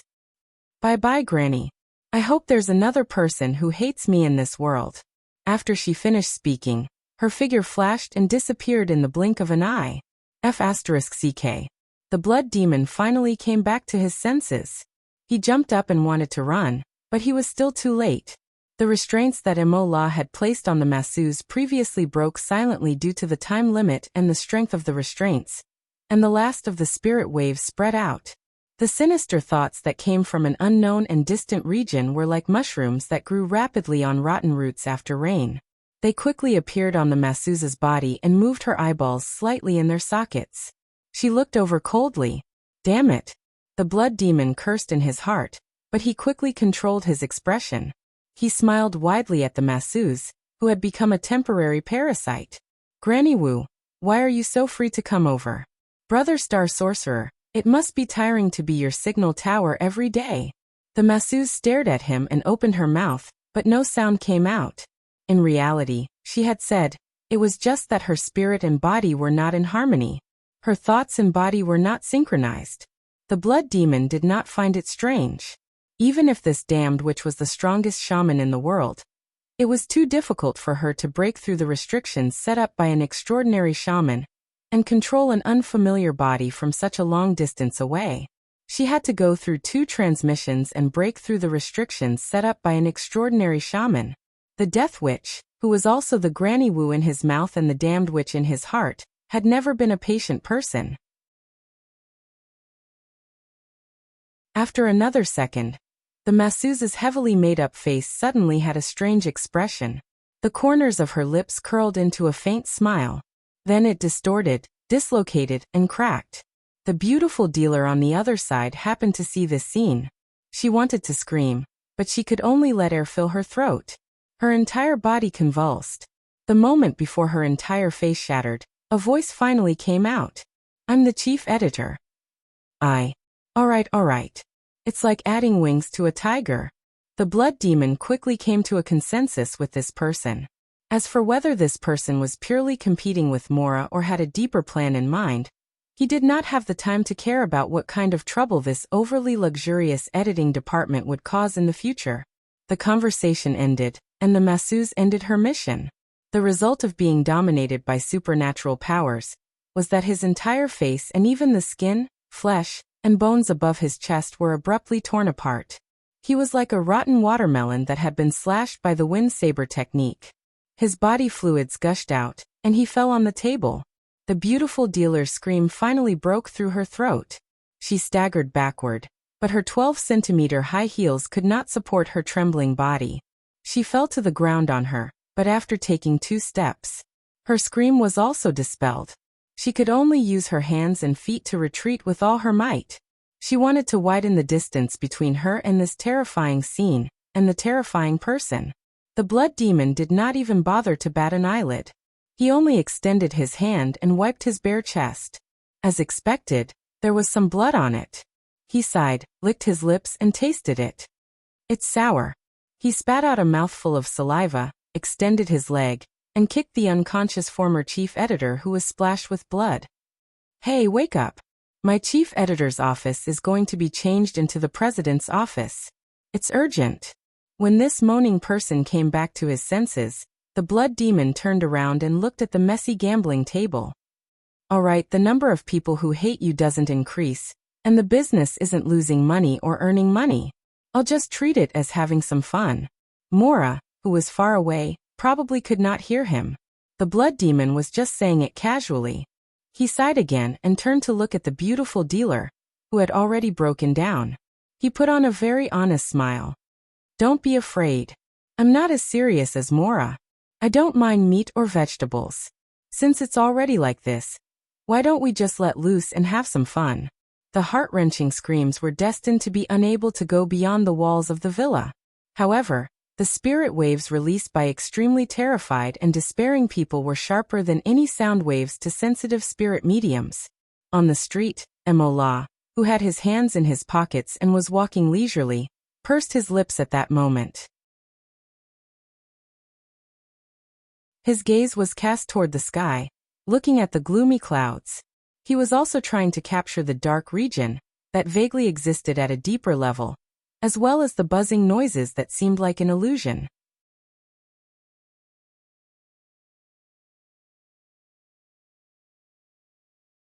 Chapter 989. Luonan had never been out to sea in his entire life. This was an obvious lie, but it was his first time riding a boat into the sea in the manner of a normal person. He had personally experienced the scene of fighting against the raging waves and stormy waves. Yes, he didn't enjoy the leisurely nighttime fishing life that Zhang Yingying had announced. Instead, he encountered the sudden gale and giant waves of the southern Pacific Ocean. Perhaps it was because it wasn't completely night yet. In the boundless sea, the stability of a boat's hull was proportional to its volume when encountering wind and waves. If it was a luxurious giant ship like the Jade Light, the normal level 7 or 8 winds and 7 or 8 meter waves would be easily crushed through. But right now Luonan was riding a semi-leisure yacht. Even though it was a large one, this expensive toy appeared slender. Its body length was nearly 100 meters, and the deck height was no more than 15 meters. It undulated between the waves, as if it wanted to drill directly into the sea. Even though it was a yacht, there was no comfort to speak of under such weather and sea conditions.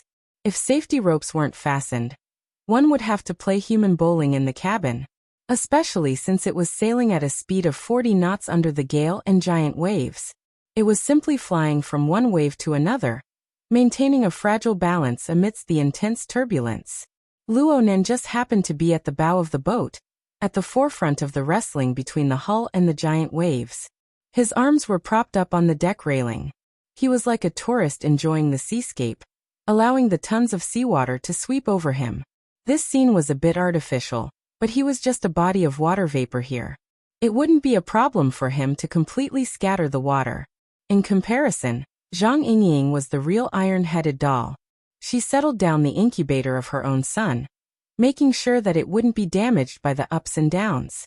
Then she impatiently rushed to the bow of the boat, letting the seawater drench her body. She laughed loudly as she staggered, enjoying the thrill of madness to her heart's content. Due to the suppression of the roaring sea wind and giant waves, all of her words had to be shouted. It feels great. Boss personally steers the helm. It feels great. Luonan had to admit that Her Majesty Empress Wu really knew how to give people pleasant surprises. She said to leave by sea, and it was arranged. Moreover, he had condescended to personally take charge of a recreational yacht. He really didn't look like his usual quiet and serene self. Luonan began to believe it. Perhaps Her Majesty Empress Wu really was an explorer. There was a crazy factor in her bones. However, what are you doing here? Tons of seawater swept onto the deck, and apart from the shocking impact, there was also a low and hoarse sound, which made people wonder if the strength of the structure was really suitable for the current environment. Steel was already like this, let alone humans. Luonan was a bit worried about Zhang Yingying's safety. Are you going to be a concubine in the Dragon Palace? You don't understand. To me, this kind of weather is my fate. My white rainbow was enlightened at this kind of time. As he spoke, there was a hissing sound in the atmosphere full of water vapor. An oncoming wave actually split in the middle, forcibly separating. As the saying goes, drawing a knife to cut the water. Luonan laughed dryly and clapped to liven things up for Miss Zhang. However, this was the first time Luonan had heard of the details of Zhang Yingying's ability awakening. It was a bit of a legend, but it was very reasonable. After all, no one was an innate ability user. Her ability awakened under extreme circumstances, and the unique aura of White Rainbow was very much in line with the logic of human thought. No wonder you always go to the seaside when you're cultivating behind closed doors in Xia City. Yeah, the feeling I get from diving in the sea and striking the waves is very wonderful. I need to get excited at times like this. Luonan continued to laugh dryly and continued to clap weakly. Zhang Yingying narrowed her eyes. Speaking of which, something's on your mind. I'm not. Hee, then who are you showing that stinky face to? You can't even hide it from silly sand. I can confirm that it's currently insensitive to human emotions. I'm going to chop you up again. Believe it or not. The experiment won't go smoothly? That can't be right. I see that you can't wait to end the experiment.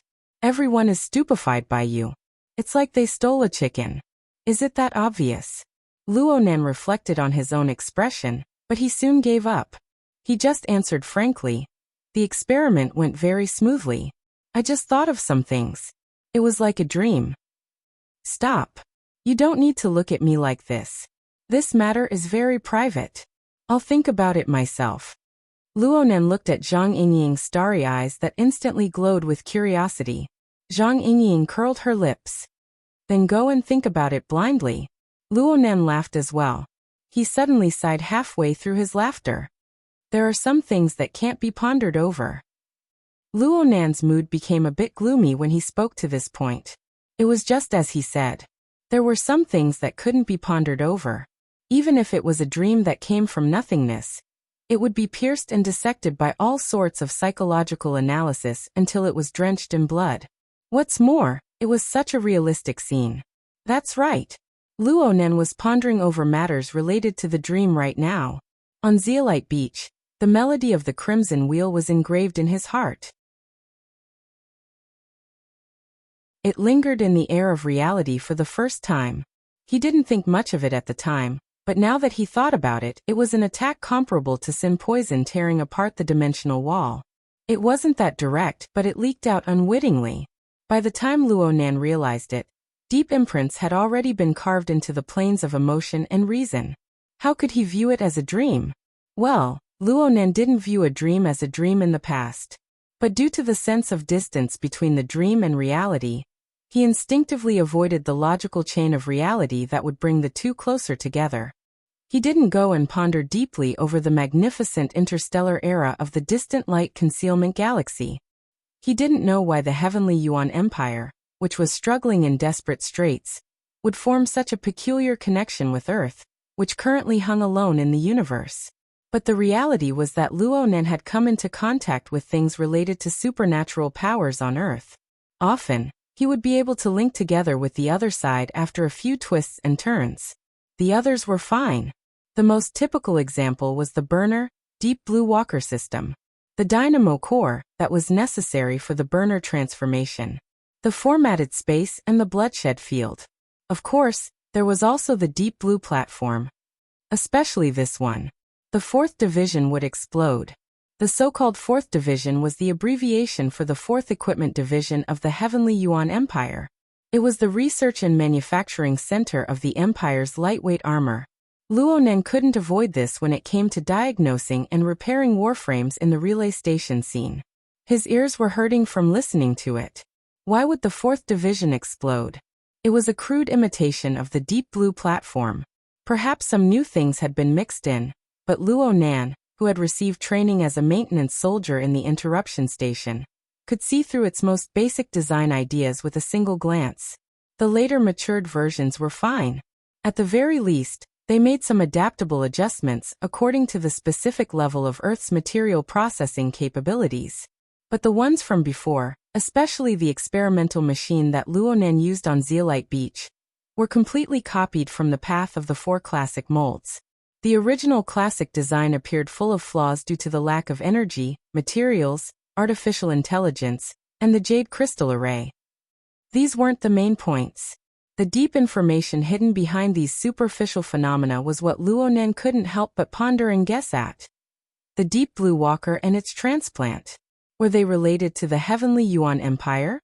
How did that transplant come to Earth from some unknown place in the Hongguang Galaxy? What position did he hold in the end? Was this fellow Li Wei, who was currently nowhere to be seen? Of course, it was possible that there wasn't such a person. It was just like Luonan's external core or Jin Tong's divine binding hoop. Did they come from the ruins of a floating civilization? It was just like the labyrinth behind the cloud world, the abyss sun wheel in the depths of the hazy and boundless space-time fragments, and the tattered spaceship at its edge. Who was the owner of the spaceship? Was it Liang Lu? Luonan couldn't help but guess due to the high degree of correlation between the external neuron and the other side. Of course, it was just a guess. The problem was that there was a continuous stream of evidence the moment such a thought arose. It was like a roaring storm pouncing over. It wasn't just the stacking interference technology thesis in the external neurons database. After all, the thesis in the database could come from any channel. Even John He's thesis was preserved there. But let's not talk about the thesis. Let's talk about the real thing. The invisible muslin, which was highly compatible with the thesis, was inevitably scarce no matter what era or civilization it was. It was an advanced artifact that Liang Lu had already confirmed to be extremely difficult to replicate. Why did it also fall to Earth? And why was it torn into two halves? Why did the first scene of the inner universe simulator cut into the relay station, which was highly related to Liang Lu? Luonen couldn't help but think. What happened to Liang Lu and those people at the relay station in the end? Was that scene a simulated plot? Or was it an event that truly happened? Were those people simulated data? Or did they truly exist? At the very least, were they projections that once existed? If it really was a reproduction of a certain true scene, then even if Luonen could imagine a happy ending for the battle situation at the relay station, what happened afterwards? Even if Luonan excluded the idea that Liang Lu had drifted to Earth in the end, which was too much of a coincidence, it was hard for Luonan to imagine that Liang Lu's stacking interference technology was Liang Lu's invention. It was the environment that the heavenly Yuan Empire should have. Aside from the vigilance and caution of the mental plane, Luonan had never experienced the harsh and callous pressure of a so-called god in the relay station. Did the Hongguang Galaxy's assault on the Crimson Will Rift fail in the end? The thousands of years of effort of the Heavenly Abyss clan were ultimately annihilated in a puff of smoke? Did the current Hongguang Galaxy degenerate into a vicious hell? Or did it become a paradise for fantasy types or outer realm types? Or was it under the rule of some interstellar civilization? Was it the Star Alliance? Was it the Kingdom of Gods? Or was it something else? What sort of fate did those people and those faces within the relay station of Outpost 4 have? Luonen wanted to know. He wanted to know no matter what.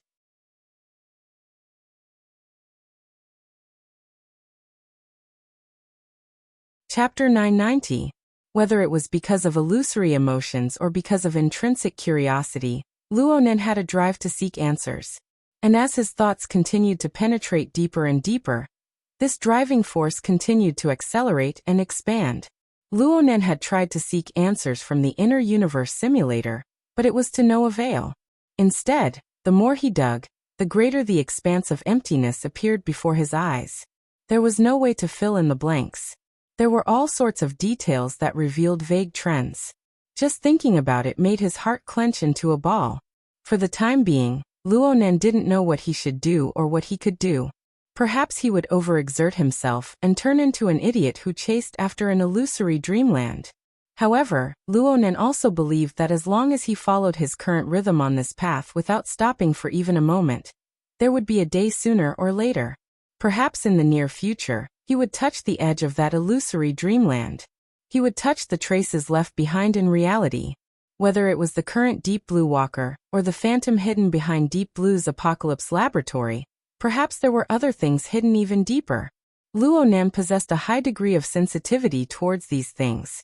He just needed to wait for an opportunity to make contact.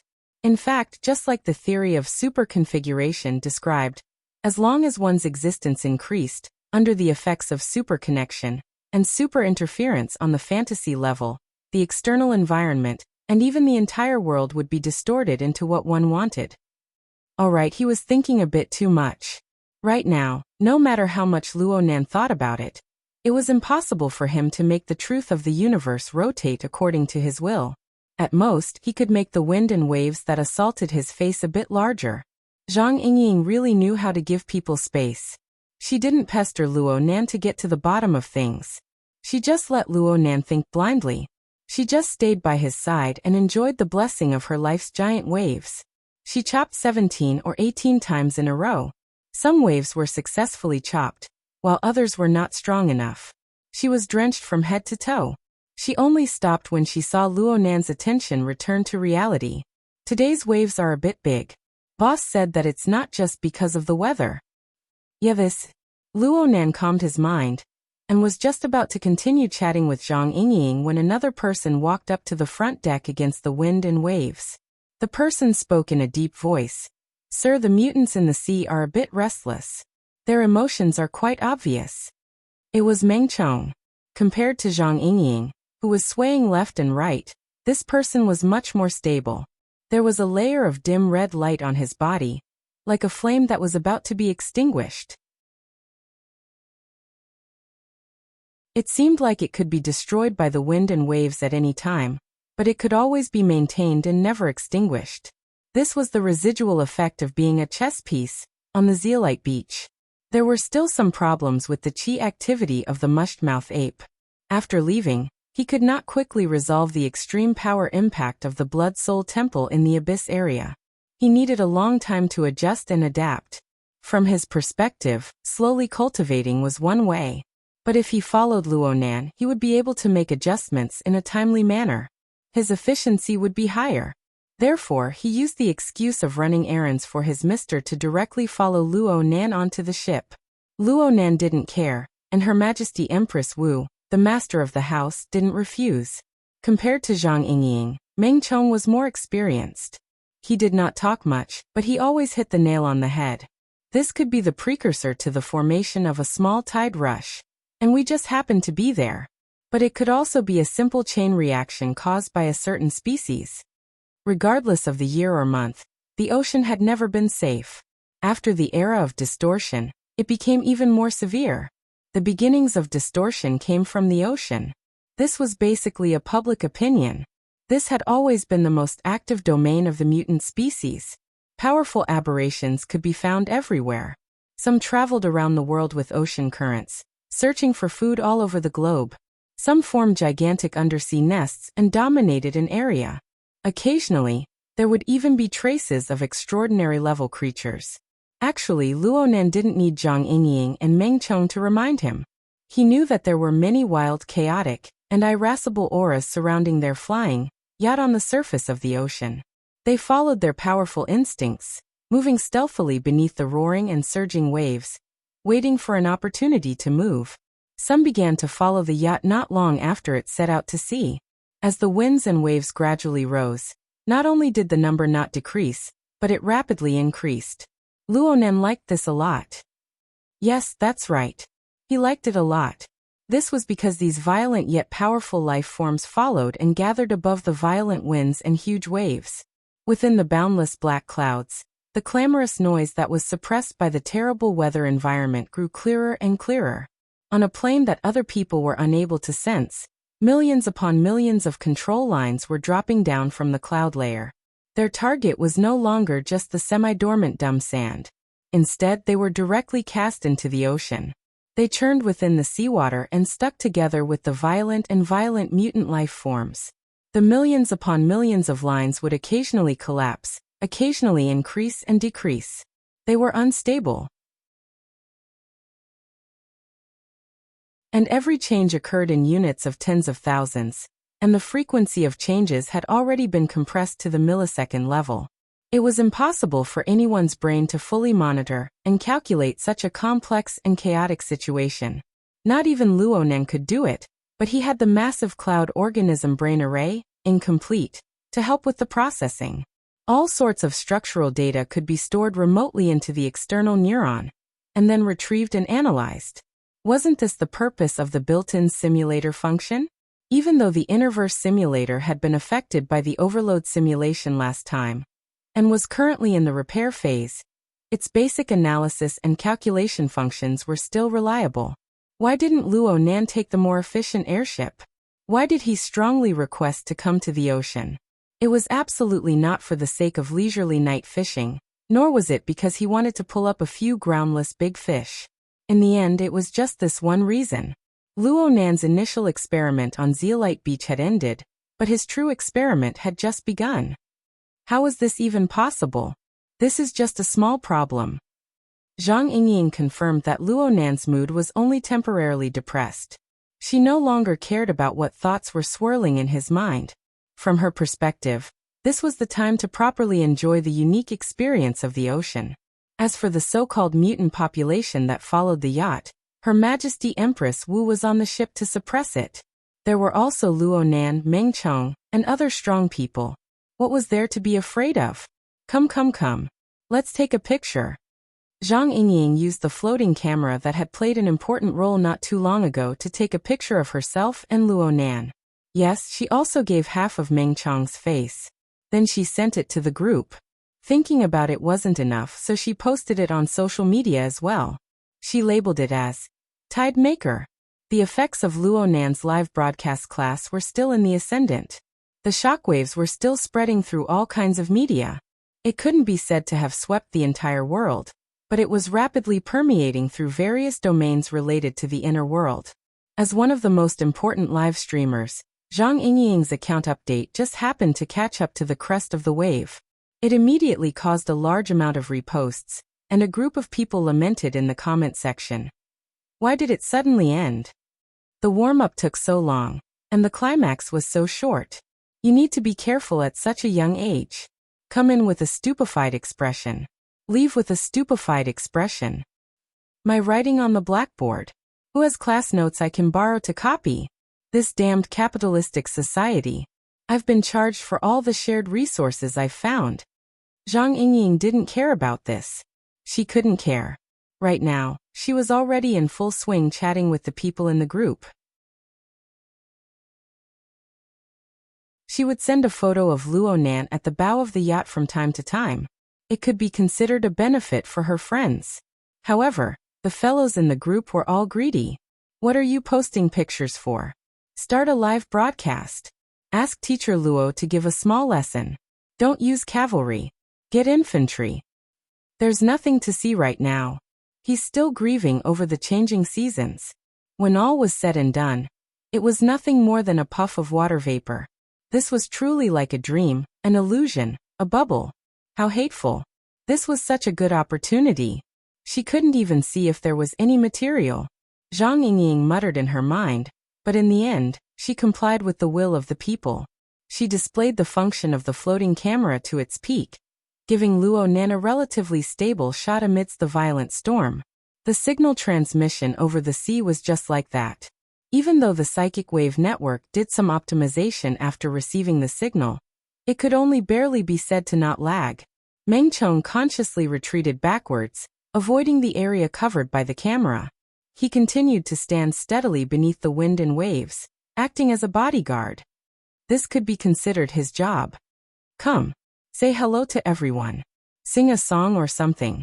Perhaps it was just as Zhang Yingying said. Violent winds and giant waves were her life. She really was a bit high. A few hours ago, Luo Nan had whistled for no more than a few dozen seconds in total, but it had left him extremely amazed. He really wanted to try and see if he could squeeze out more from Luo Nan.